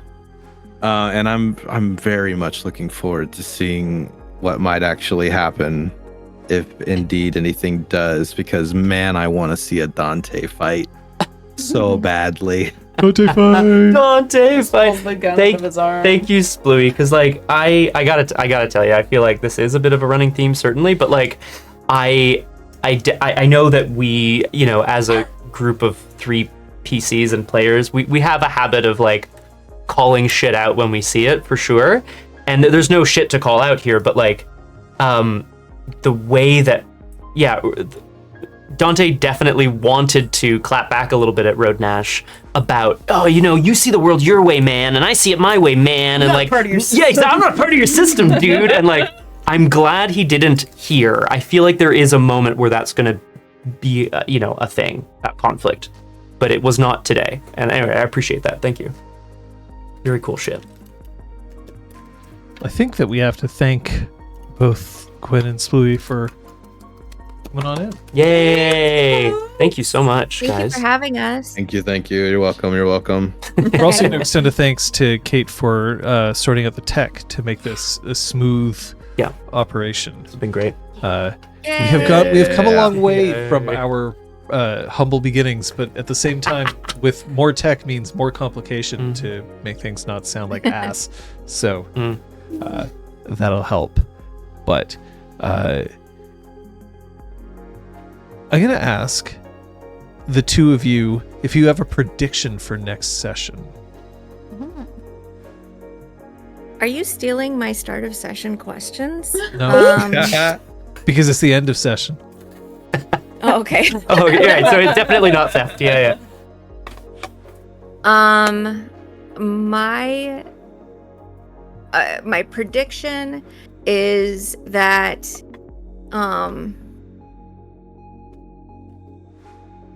that the Ryan that they're expecting and that they've met will be different from the Ryan that they encounter tomorrow. Okay. It's a good prediction. Yeah, I predict. I think you've kind of got a taste of it with Override. That there is a level of protection when it comes to their pack, their sept, their patch members. And I have a feeling, even though questions are allowed, depending on exactly what happens during those questions. There may be some more words exchanged. I see you, Kate. I see you over there batting those eyes. Question? I just find it so fascinating. Like I didn't really kind of consider this, but the Montreal septs are, you know, they work together, they fight together, they'll die for each other, they'll die for their cairn, whatever. Oh, no. But like, if I go to fucking Sight of Seven and be like, hey, I want to go beat up your friend, she'd be like, okay, like how's that my problem? Yeah. Like, you know what I mean? Yeah, they're not united in the same way. Yeah. I find that fucking fascinating. Yeah. So in 45, go ahead. Oh yeah. I wanted to throw out that's kind of when we were talking. Wanted to do was just give it another take to give the pack, the three of you guys as players, just something else to bounce off of and see what you like and what you don't like about the various way things are handled. Yeah, it was so cool. Yeah, definitely super cool. In 45 minutes, we're going to see how someone else handles things. You want to just shout that out there? Oh yeah. Also on Twitch on Pinky Pact. We might put a link maybe in the chat. There is going to be another episode of our Dungeons and Dragons campaign that I run, and Splooey is playing in it, and we've got 4 other players. If you want to jump in, this is actually like a really good episode to jump in on because there's a whole bunch of like long arcs going on, but they're in the middle of just solving like a cozy murder mystery inside of a mansion. So you don't need to know a huge amount of what's come before in order to get into the story. So very cool. Monday. Thanks, Osab. Hopefully this week I will remember that I'm gonna do a CrossFit stream. I just, like, it was like 5 p.m. and I realized I hadn't, and then I had to get dinner ready, and that was that. Whoops. So yeah, if someone notices that it's like after 1:30 and I haven't done it, feel free to like at me. Do at me. Yeah, the blizzard I think fucked with all of us. There's blizzard shenanigans. But yeah, probably co-op crosswords. We solve the crossword together. It's really fun and cozy. Tuesday, I normally stream on Tuesday evenings in character. I will not be streaming this Tuesday, which means it's open for Steel Stream, but also I will be streaming ASAP because there's lots more to. There's just so much. I have been informed that the Dr. Surgeon MD's grandfather, famous vampire, has a new the opposite of a sire, like a new vampire that he's just turned, who's like some sort of, I guess, yeah, some sort of like Victorian child. Yeah, with an E, so that way you know it's not a kid. A childie, that's right. Exactly. But that should be coming up. The Discord is the place to find out where and when. Over on Wednesdays, we're going to see if the producer will be able to grant someone else's wishes on Backroom Deals. Oh, shit. Live play Netrunner stream. This time around, I'm going to ask all 3 of you to remind me to post a Netrunner video on Discord. Yes. So that we can get people who know, maybe get to know a little bit more about the game itself. Absolutely. That's at 7 o'clock Eastern, 1900, over on twitch.tv/backroomdeals. Friday, we're picking up Punchy again, Cyber Punch, at 1800. And then Saturday...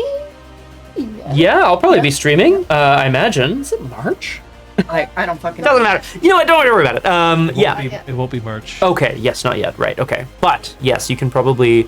I stream... Oh, on Saturday? Yeah. It'll be March 1st. Woo! Right, because that's Ramen Day at the brewery. That's right.